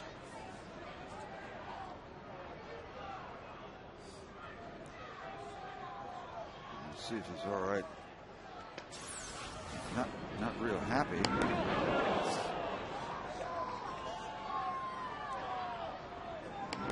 Cueto has just barely missed 2 or 3 batters prior to this. Yeah. He buzzed Delwyn Young. And Andy LaRoche. Yeah. Greg, while we have a moment, I want to pass along condolences to the family and friends of Tom Arosevich from Steubenville. Got his sister who lives up in our neighborhood, has been a very good friend, and Tom passed away last night. A very popular man and a great athlete in the Valley. Tom Arosevich from Steubenville. Condolences go out to the entire family. So then you're going to stay in the ball game. Yeah, he graduate of Central Catholic High School in Steubenville. Cedeno will stay in the ball game.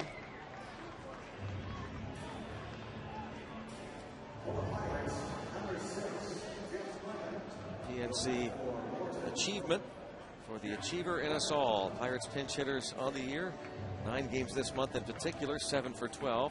And for the season, batting .300 with 6 RBIs. And a pinch hitting role for Jeff Clement. Batting for Morton.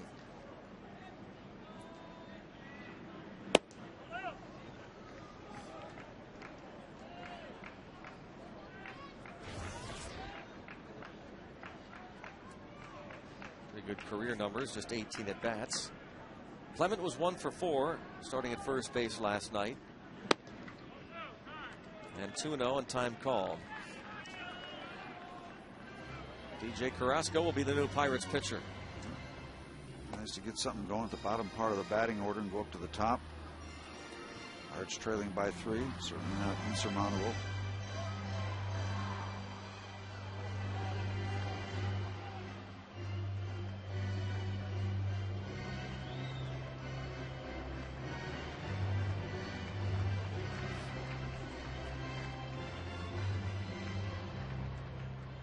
Two-0 count on Clement. As we said earlier, Cueto has given up 4 dingers. Ball fouled out of play. Still nothing off that velocity, 93, 94 now for Cueto, but Jeff out in front in the count, 2-1.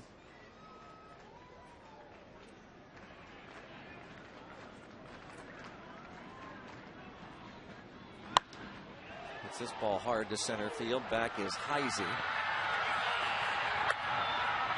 Clement flies to the warning track in center for the first out in the 6th inning. Another fly ball. And a lot of warning track business by the Pirates both last night and tonight.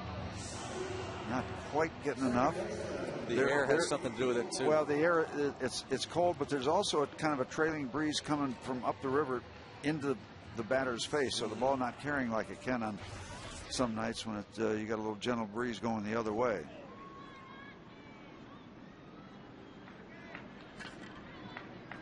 Once again, the wrong part of the ballpark.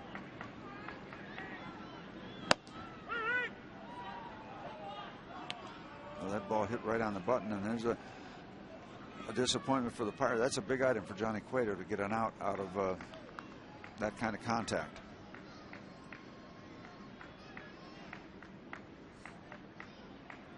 There's a percentage of times you can get stung by a ball that's hit like that.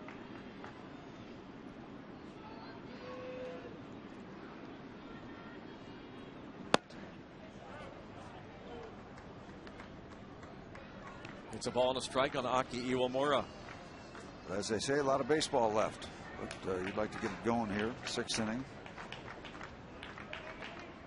Only 72 pitches thrown by Cueto.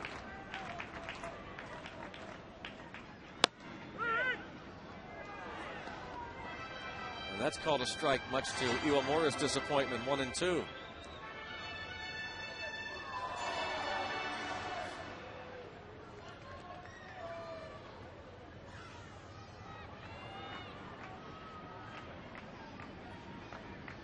Manager Dusty Baker. The Reds playing much better. They've won 10 of their last 14. 12 of their last 19 games.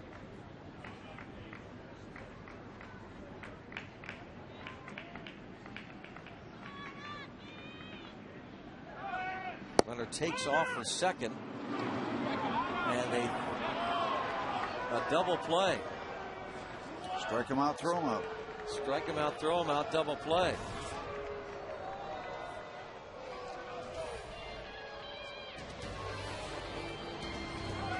Part one, part two.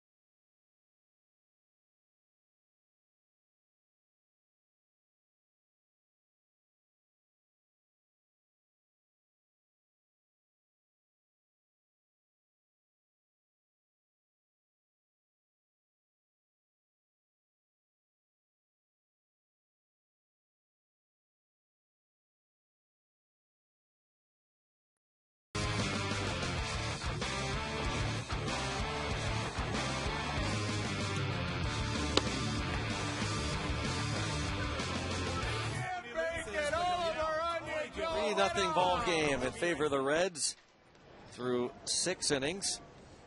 Just one Pirate hit. Charlie Morton goes 6, gives up 3 runs on 7 hits. And now DJ Carrasco facing Chris Heisey in the top of the order. 7 straight scoreless appearances for DJ. Charlie Morton walked a couple, 1 intentional, so the control continues to be good for Charlie.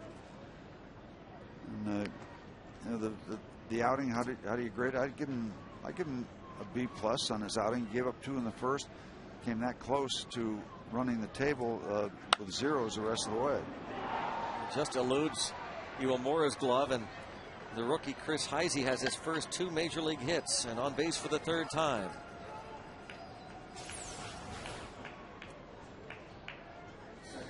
Just out of the I don't know, did you get a piece of that? I'm not sure the ball was blistered. That close. Brandon Phillips has singled, grounded out and struck out looking. Scored in the first inning.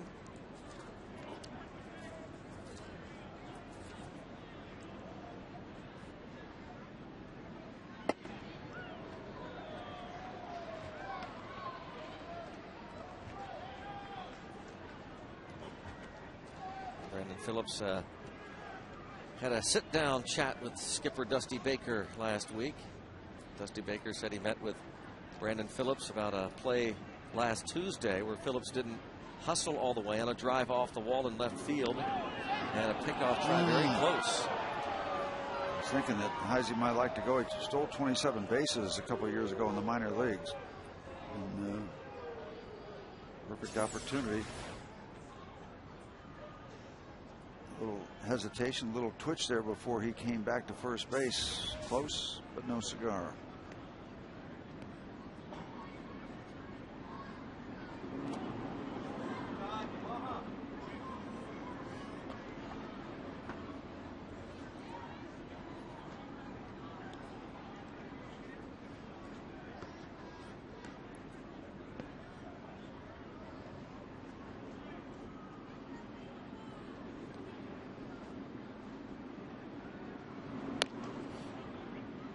fairly close.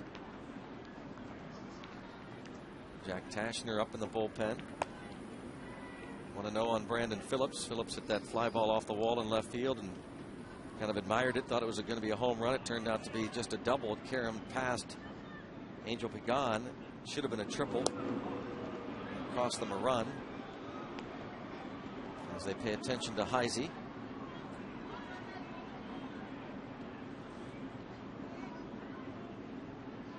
Chris Heisey, Messiah College, a Christian college in central Pennsylvania, and Heisey becomes the first player drafted and in the major leagues out of Messiah College. And there he goes. And got him. Iwamura the tag, and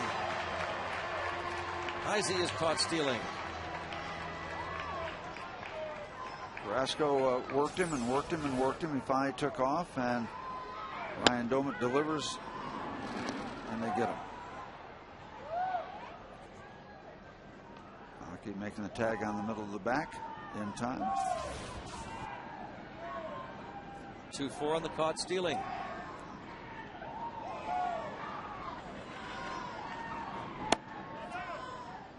Phillips showed bunt, pulled back, takes ball 2. Dusty Baker said that he has talked to Brandon Phillips about that hustle issue.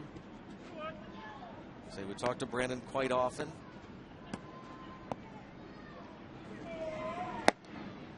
2-2. Baker said he hears that Brandon Phillips is better these days than he used to be. But he had an interesting quote, Dusty Baker did. He said, what's tough as a manager is when you've got an A student that's getting B's.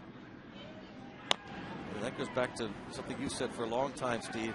And how good do you want to be? Do you want to be the very best?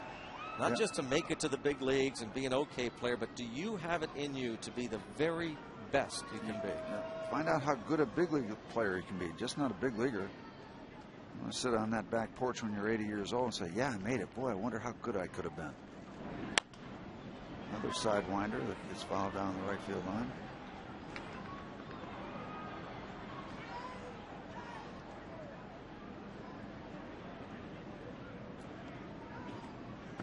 Think of how hard you work to get it to the big leagues. Think of how many guys that you know fell by the wayside. Teammates, opponents, for a number of reasons. A ton of reasons, but you made it.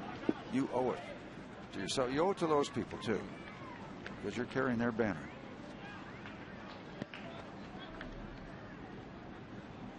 To all the people that tried, didn't quite get there.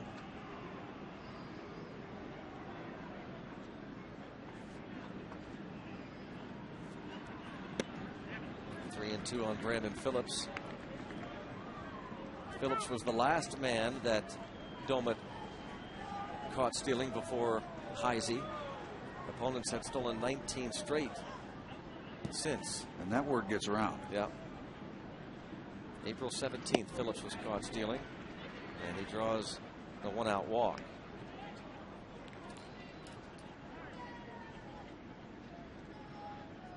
And that's going to be that for DJ. Left-hand hitter Joey Votto coming to the plate. John Russell. Call to the pen. The Columbia Gas 8-1-1 call to the pen. Runner at first base, 1 out in the 7th, and the Reds lead it 3-0.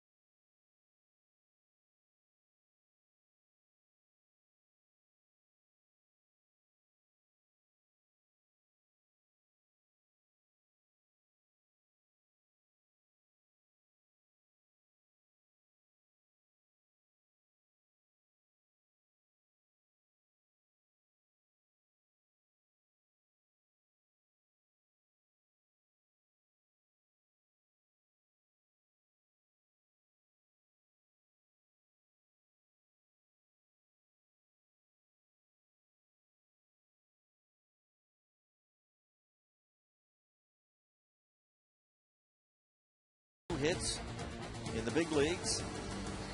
He has also scored a run and drawn a walk. Ronnie Cedeno on base twice. The only man to reach against Johnny Cueto, who is pitching a one-hit shutout through his 6 innings.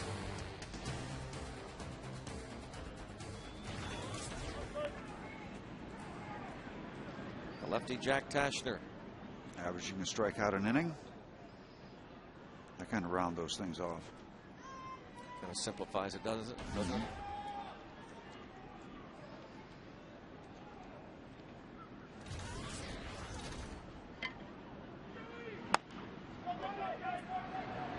LaRoche off balance, no. Infield hit. They had a shift on with Cedeno cheated toward second. And so LaRoche had to come over and in. That's where they're lined up just simply too far for Andy to come in, get the ball, make the throw, have it be in time.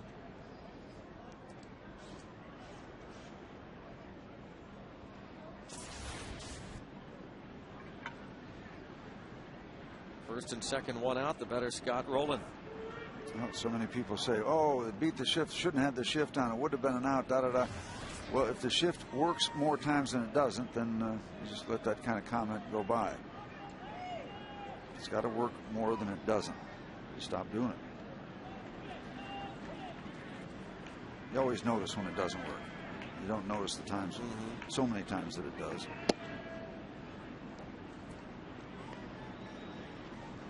And the Pirates need that ground ball right now.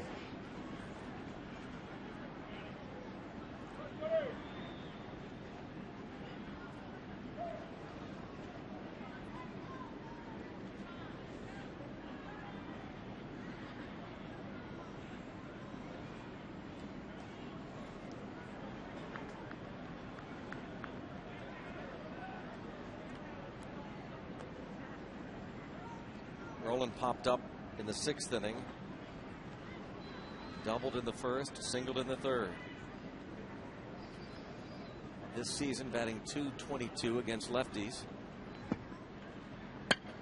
Just 18 at bats. And Cedeno over towards second, trying to keep Phillips close. Yeah, and you can't forget about him. He's a good base runner. He's quick. He'll steal a base if you don't keep track of him.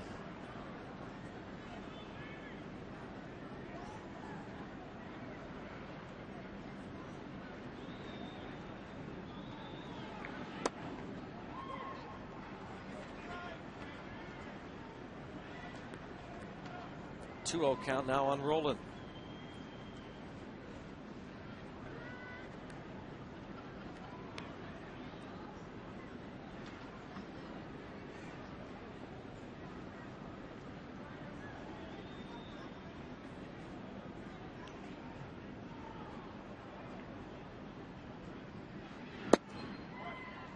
.3-0. How much of that is just Jack Tashner, or how much of an effect the concern about Brandon Phillips is at second base?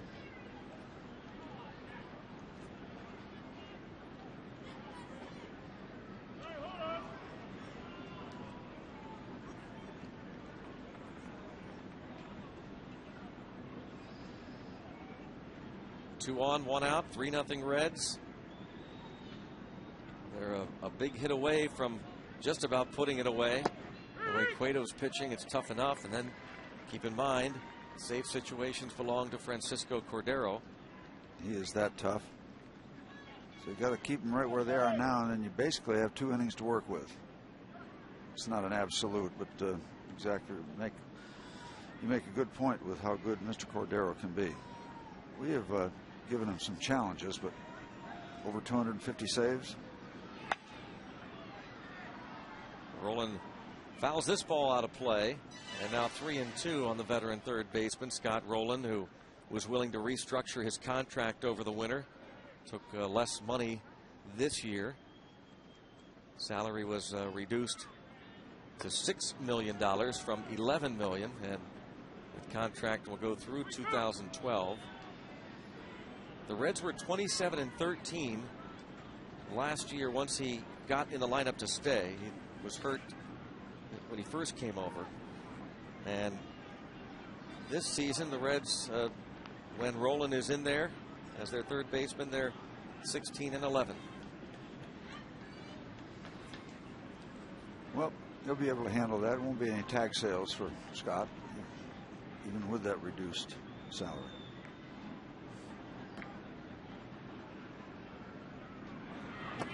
On ball 4. A lot of people wondered what Walt Jocketty was doing when he went after this veteran and then signed him through 2012, but he thought it was awfully important to bring in that presence. That you hear so much about the veteran presence, but there's more to it than just what a guy does in the clubhouse, Steve. A guy can have this quote veteran presence, but if he doesn't produce on the field, it's worthless. Yep. This guy's a leader because of what he does on the field. Yeah, Rolen. It just can't work. Exactly what you're talking about. It can't work that way. You can be the best guy and have had the best career, but if you're not playing well, that's why guys lead by example, by production. A lot of your leaders are the guys who produce. And I still go back to that thing too. You know, a lot of what leads you is yourself. But it's good to watch this guy go about his work. You can't help but admire that, and sometimes you want to follow that. You want to make sure that you do your part. A visit to the mound before Tashner faces Jay Bruce. I remember coming up and playing with Roberto Clemente. I didn't want to embarrass myself in front of him. A little sideline to what a guy like Rolen can mean to some younger players. Bases are loaded. Phillips at third base. He walked. The infield hit for Joey Votto and the free pass to Scott Rolen. 0-2 on Jay Bruce with one out. The infield at double play depth. Tashner now with an 0-2 count looks for a strikeout. And he's been averaging one per inning, as we said.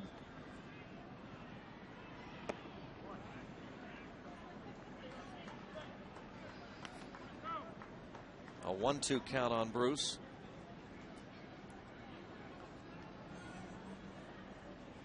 You stay outside or come back in. Ryan Doman will tell you. Watch where he sets up. Back away. Okay, so you've had your free ride for 2 pitches now after you got out in front 0-2. Now it's time to get down and dirty. Most of the time, these left-handers like to stay away. Left-hand pitchers like to stay away from these left-hand batters. But every once in a while, you can stand them up, lock them up inside. Not this time. I'll stay out of it. And a base hit for Jay Bruce. Phillips scores. Votto waved home. And Votto will score, I believe. Yes. He went around and then slap tagged the plate as Bruce delivers on the 2-2 pitch and gives the Reds now a 5-0 lead. That's like a dagger right now. The curveball not quite far enough out. Jay Bruce turns it back around, and all of a sudden it's 5-0, and John Russell's going to make yet another change. One of those runs charged to Carrasco. And Bruce with his second hit. It's a 2-run single here in the 7th. Columbia Gas 8-1-1 call to the pen.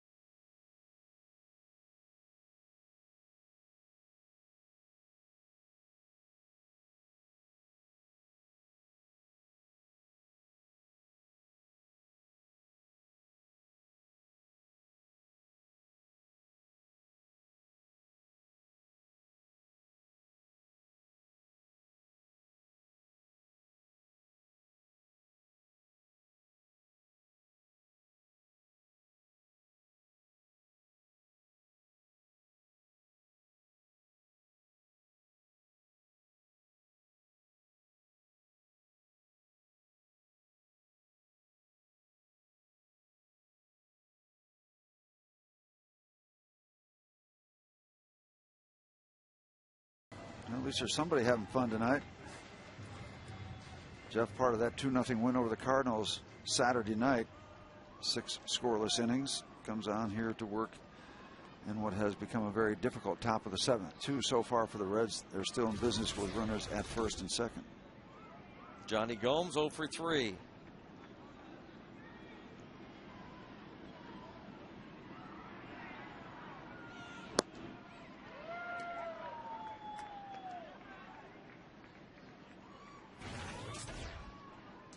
Overall record for Jeff Carson's. They had to make a decision. Either Carstens or Burris stayed in the rotation when Ollendorf returned, and they decided to go with the lefty Burris.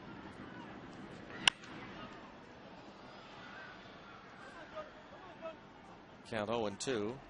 Yesterday, the Pirates designated for assignment Brian Bass, the right-hander who had done some bullpen work. And Burris getting in some side work as he is due to pitch during the upcoming series in Chicago. He will pitch on Friday afternoon against the Cubs.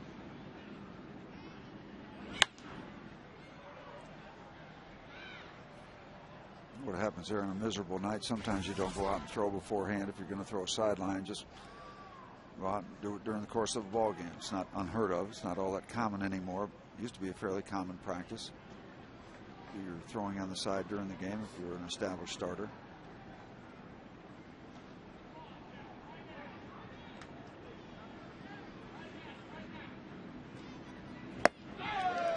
Carstens retires Johnny Gomes. A couple of good sliders. The first pitch of the at bat and that last one.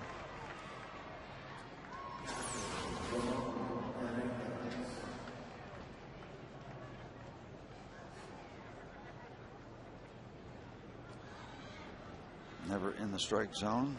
Batter chases. Not much you can do with it. Can't reach it. Strikeout.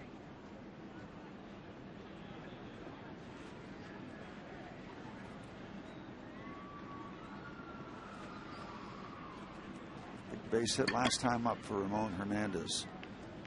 Getting the Reds their 3rd run.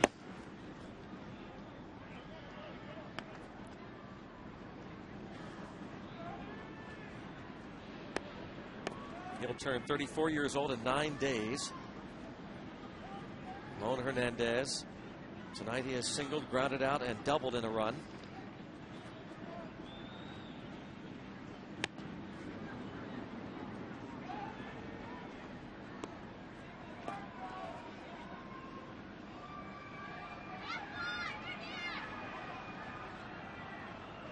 Carstens, you probably know by now, was taken off the 40-man roster this winter. The Pirates wanted to sign Chris Jakubauskas onto their 40-man, and to make room, they took Carstens off. Nobody else grabbed him. The Pirates re-signed him to a minor league deal.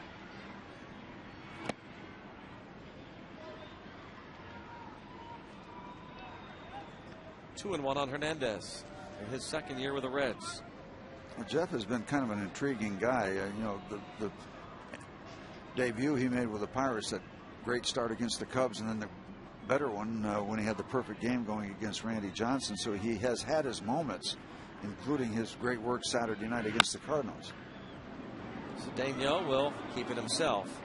The Reds pick up a couple of more, and it's 7th inning stretch time, and it's certainly time to stretch out some hits against Johnny Cueto.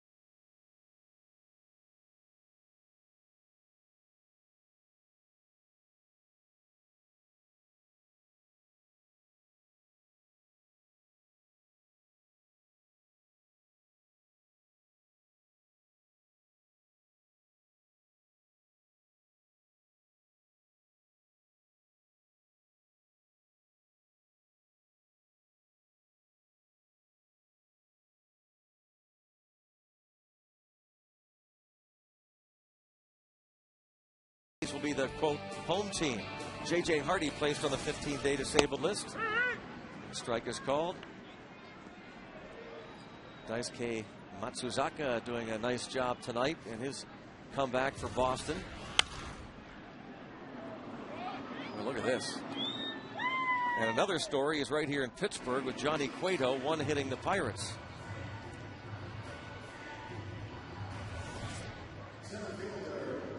Johnny Cueto, only 77 pitches. He's been good and he's been quick.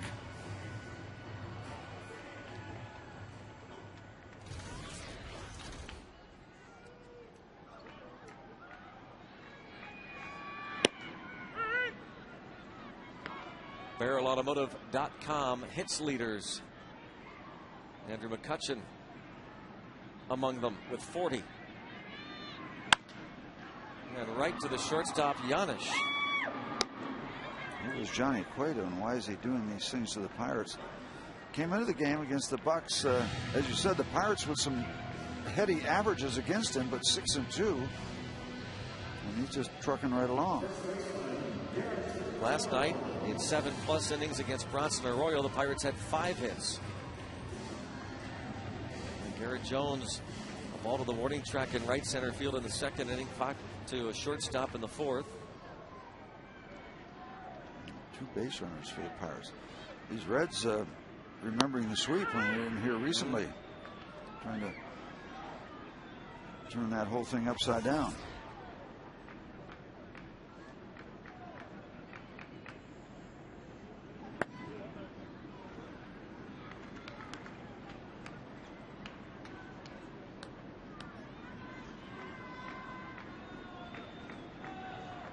Nothing right now. Johnny Cueto does not have a complete game.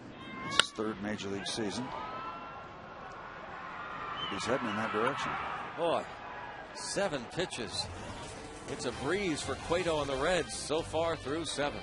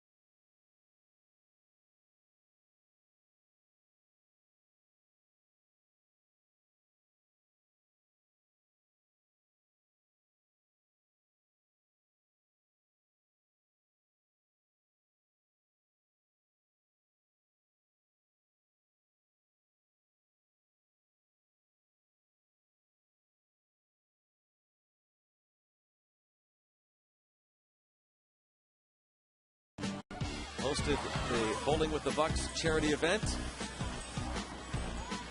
What's that? Raising money for the Western Pennsylvania Leukemia and Lymphoma Society, as well as the West Virginia Leukemia Different and Lymphoma styles Society. of delivering the bowling ball. Did you see what I saw there, Steve, on the video there of Bob Walk? Ball's popped up. Or am I wrong? Is it possible that he was so bad last year that... Look, aren't those bumpers that they use for kids? Oh, yeah. Yeah, they put them on the bumpers. The gutter guards. Yeah. I thought they'd go on somebody's roof. The gutter guards. No wonder he was able to bowl 103. You know that now we got evidence. We got the evidence now.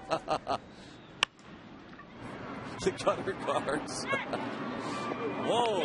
Oh, nice try by Cedeno and Jones, but it's Cueto who gets the hit. A lot of hustle. He's up 5-0. He's worked very hard with his pitching, but he legs out this base hit. And look at this. There's some effort right there. I'll say.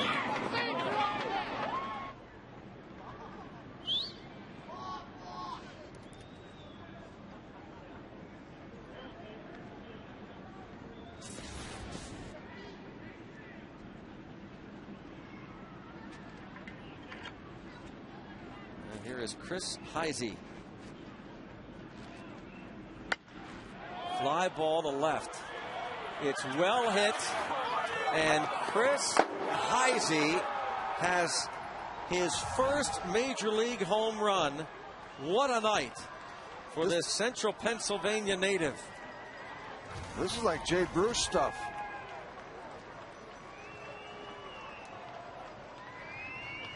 Three hits. His first career hit in the first inning. His first career home run. And the Reds blow it open.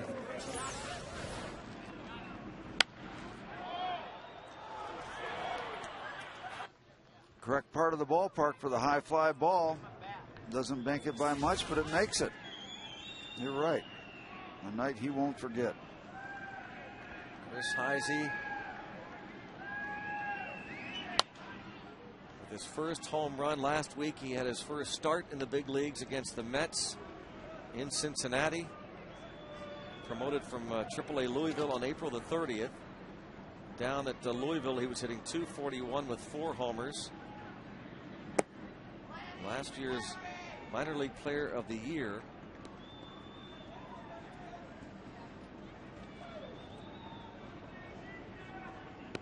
He thought that the ball that is fair over the third base bag by Brandon Phillips. And Phillips thinking too, and he is there standing with a double.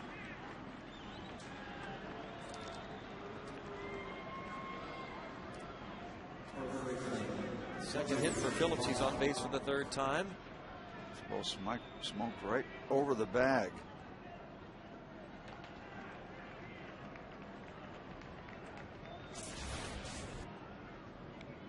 And now Joey Votto.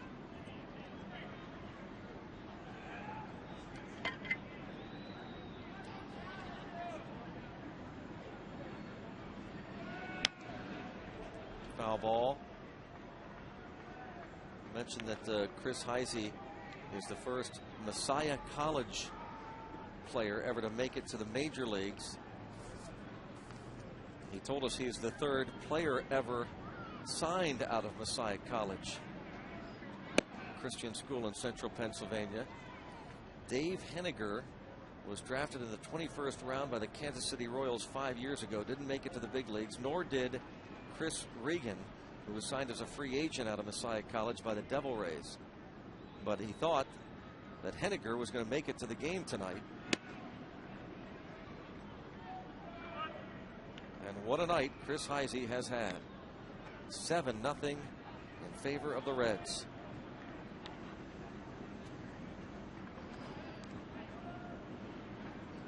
And the Pirate bats just as cold as the evening. Wow, that ball's ripped. Short hops the wall. Votto into second base with a run-scoring double. 8-0.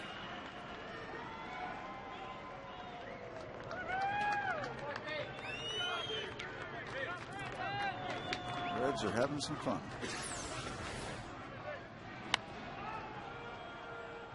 Here comes Joe Kerrigan as Votto has his second hit of the game. He picks up his 22nd RBI of the year.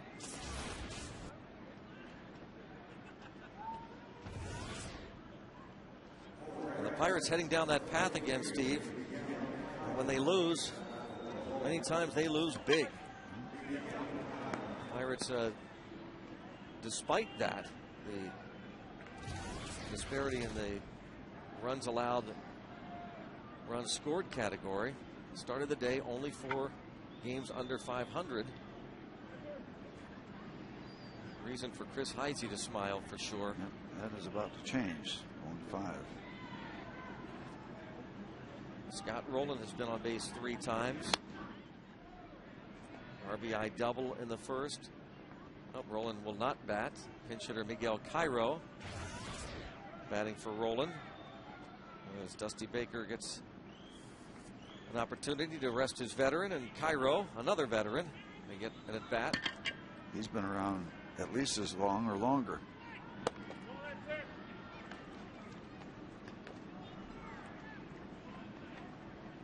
Negotiating, I guess, with the Chris Heisey home run ball out in left field. Trying to capture the souvenir.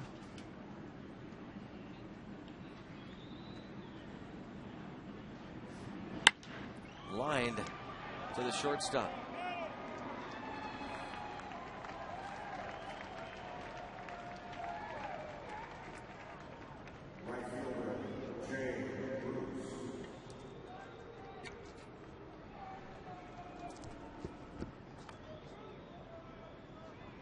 Looks like a Reds fan ended up with it. Still talking about it. Get an autographed, probably another autographed ball, if not more, from Heisey. Negotiations continue.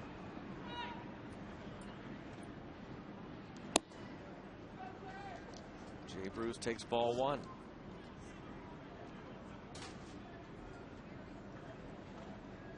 Bruce, 2 hits. 14 hits for the Reds.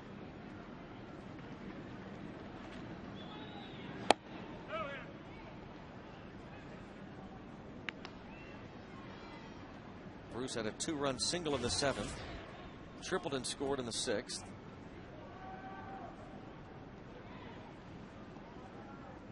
Oh, we were talking last night about that draft, and this base hit into right will score another. Jay Bruce has his 3rd hit, his 3rd RBI, and the Reds pour it on here. 9-0. Bruce, part of that amazing 2005 draft. As he gets the base hit here to bring it up to 9-zip. Bruce was picked 12th overall out of Westbrook High School in Texas. The Pirates had selected Andrew McCutchen out of Fort Meade High School in Florida, the previous pick. But if you look up and down that first round of 2005, it's an all-timer. First pick in that draft was Justin Upton by the Diamondbacks. Alex Gordon went 2nd to the Royals out of the University of Nebraska. The Mariners selected Jeff Clement out of USC. Clement now a Bucco, of course. Ryan Zimmerman went next out of the University of Virginia. Then it was Ryan Braun. That ball smoked foul. Braun out of the University of Miami. Ricky Romero, the left-handed pitcher, was selected out of Cal State Fullerton by Toronto. The next player picked in that 2005 draft out of Cal State Long Beach by the Rockies was Troy Tulowitzki. 2 picks later in that first round, the Mets selected Mike Pelfrey. The Tigers were next. They selected Cameron Maben. Then it was McCutchen and Bruce. Wow. Later in that first round, the Marlins selected Chris Volstad, the strikeout, and the list included Jacoby Ellsbury and Colby Rasmus. 4 runs in the 8th and a 9-0 Reds lead.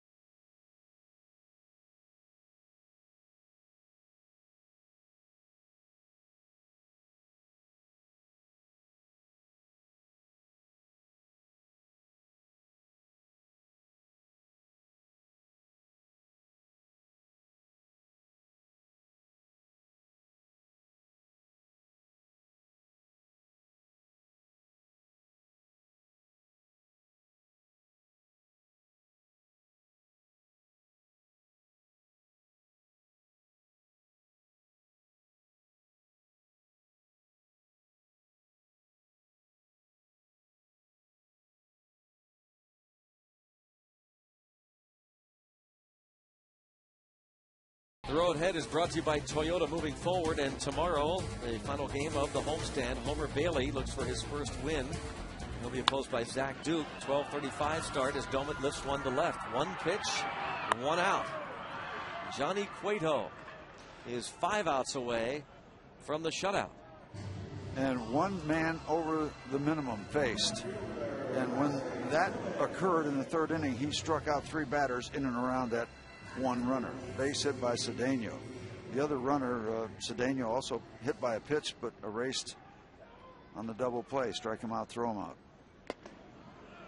Big swing and a miss from Millage. That pitch upstairs. Now they got the bat and return for the home run ball. Look at this. 3 pitches, 2 outs. Unbelievable. That's like they're in a hurry. Buck's just up there swinging away and down 9-0. Look at that. 85 pitches. That's Greg Maddux like. Yeah. Easily the longest outing of the year for Cueto. You wonder if Dusty will let him run the table. He's not had a complete game, as we've said, his first 2 years. His longest start before tonight. 8 innings last May 3rd, 2009 here at PNC Park. May 3rd last year against the Buccos, he went 8. Third full season in the major leagues. Very impressive work tonight.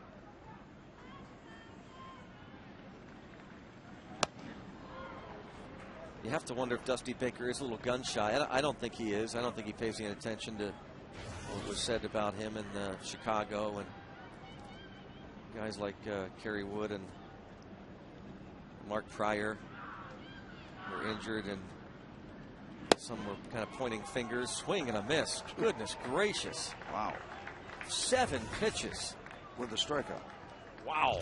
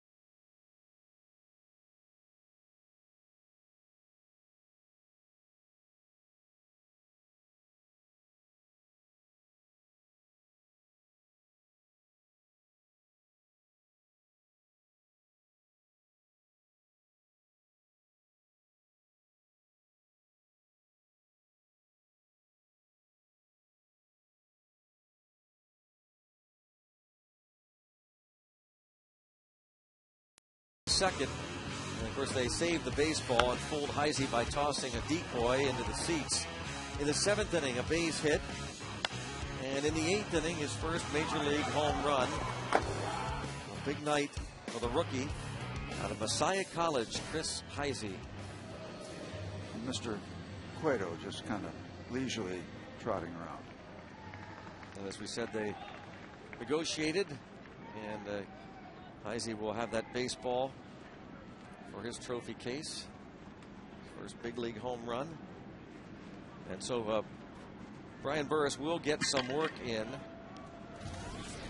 Burris has not pitched since Thursday, his start here against the Cubs when he went 7 shutout innings, and he is scheduled to start Friday in a ground ball to third by Ramon Hernandez. So Sometimes you can throw on the side in the middle.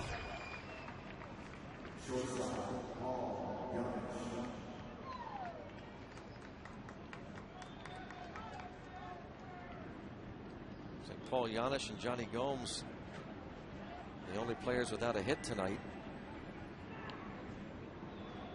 That includes Cueto. The bullpen is quiet.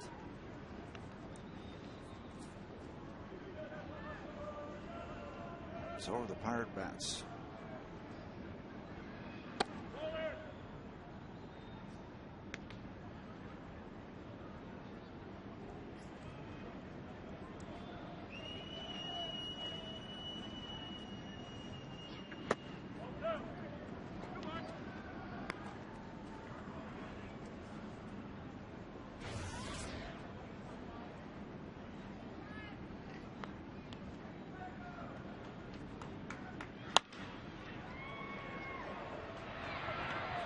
Made by Delwyn Young.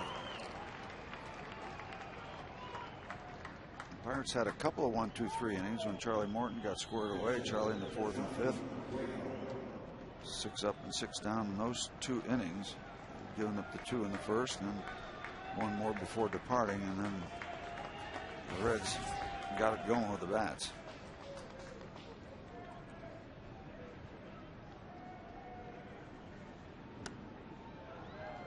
Cueto picked up his 4th hit of the season, the infield hit in the 8th.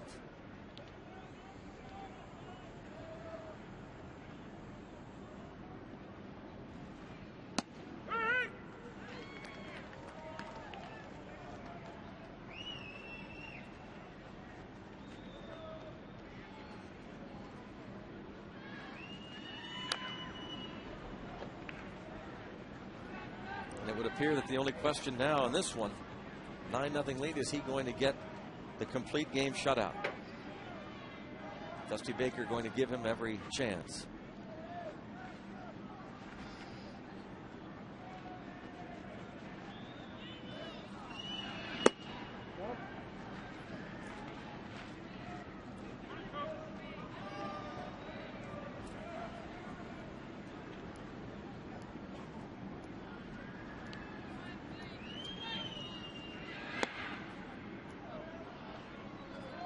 Two and two.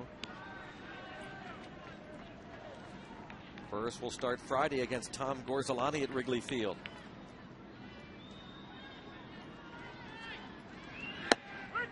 There we go. Cueto now will head to the mound in search of his first career complete game and shutout.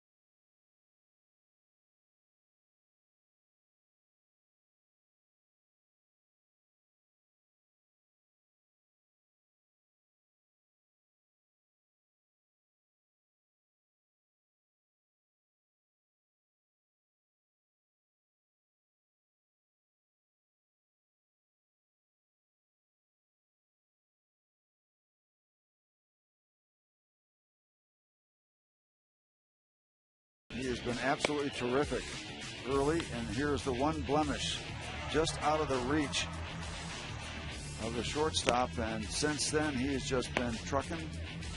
Faced one batter over the minimum. He's been outstanding. He'll come out for the ninth to try to put a lid on it. That's his ledger. Very impressive work. One hit. This will be the Reds' first complete game of the season.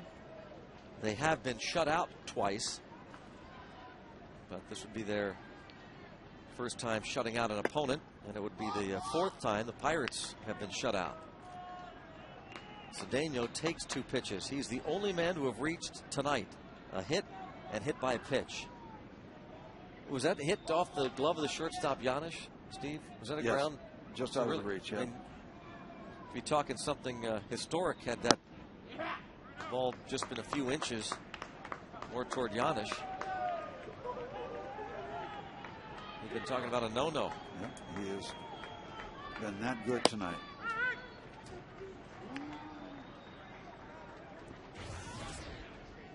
He's been good and he's been efficient.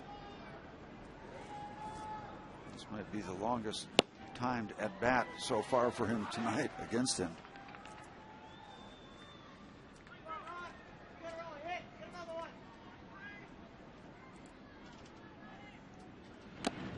That is his 95th pitch and his 7th strikeout.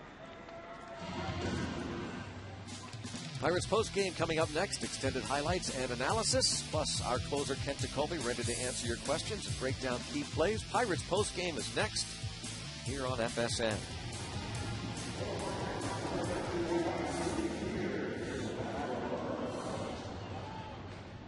Steve Pearce bats for Brian Burris.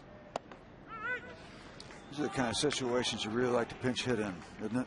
Yo, sure. Guys just blowing everybody away.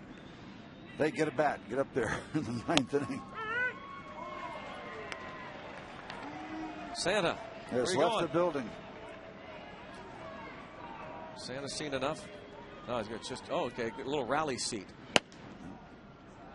Thought he was going to head back up the chimney.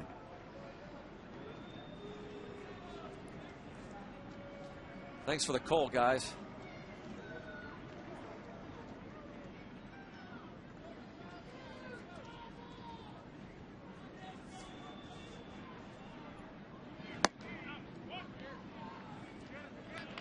Did you ever get coal in your stocking?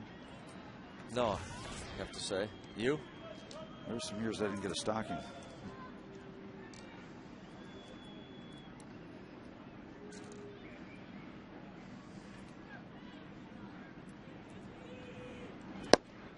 _100th pitch and a strikeout of Pearce.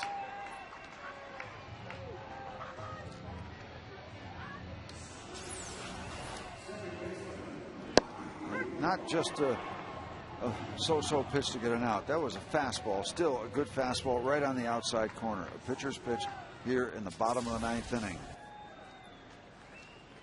It has been his night.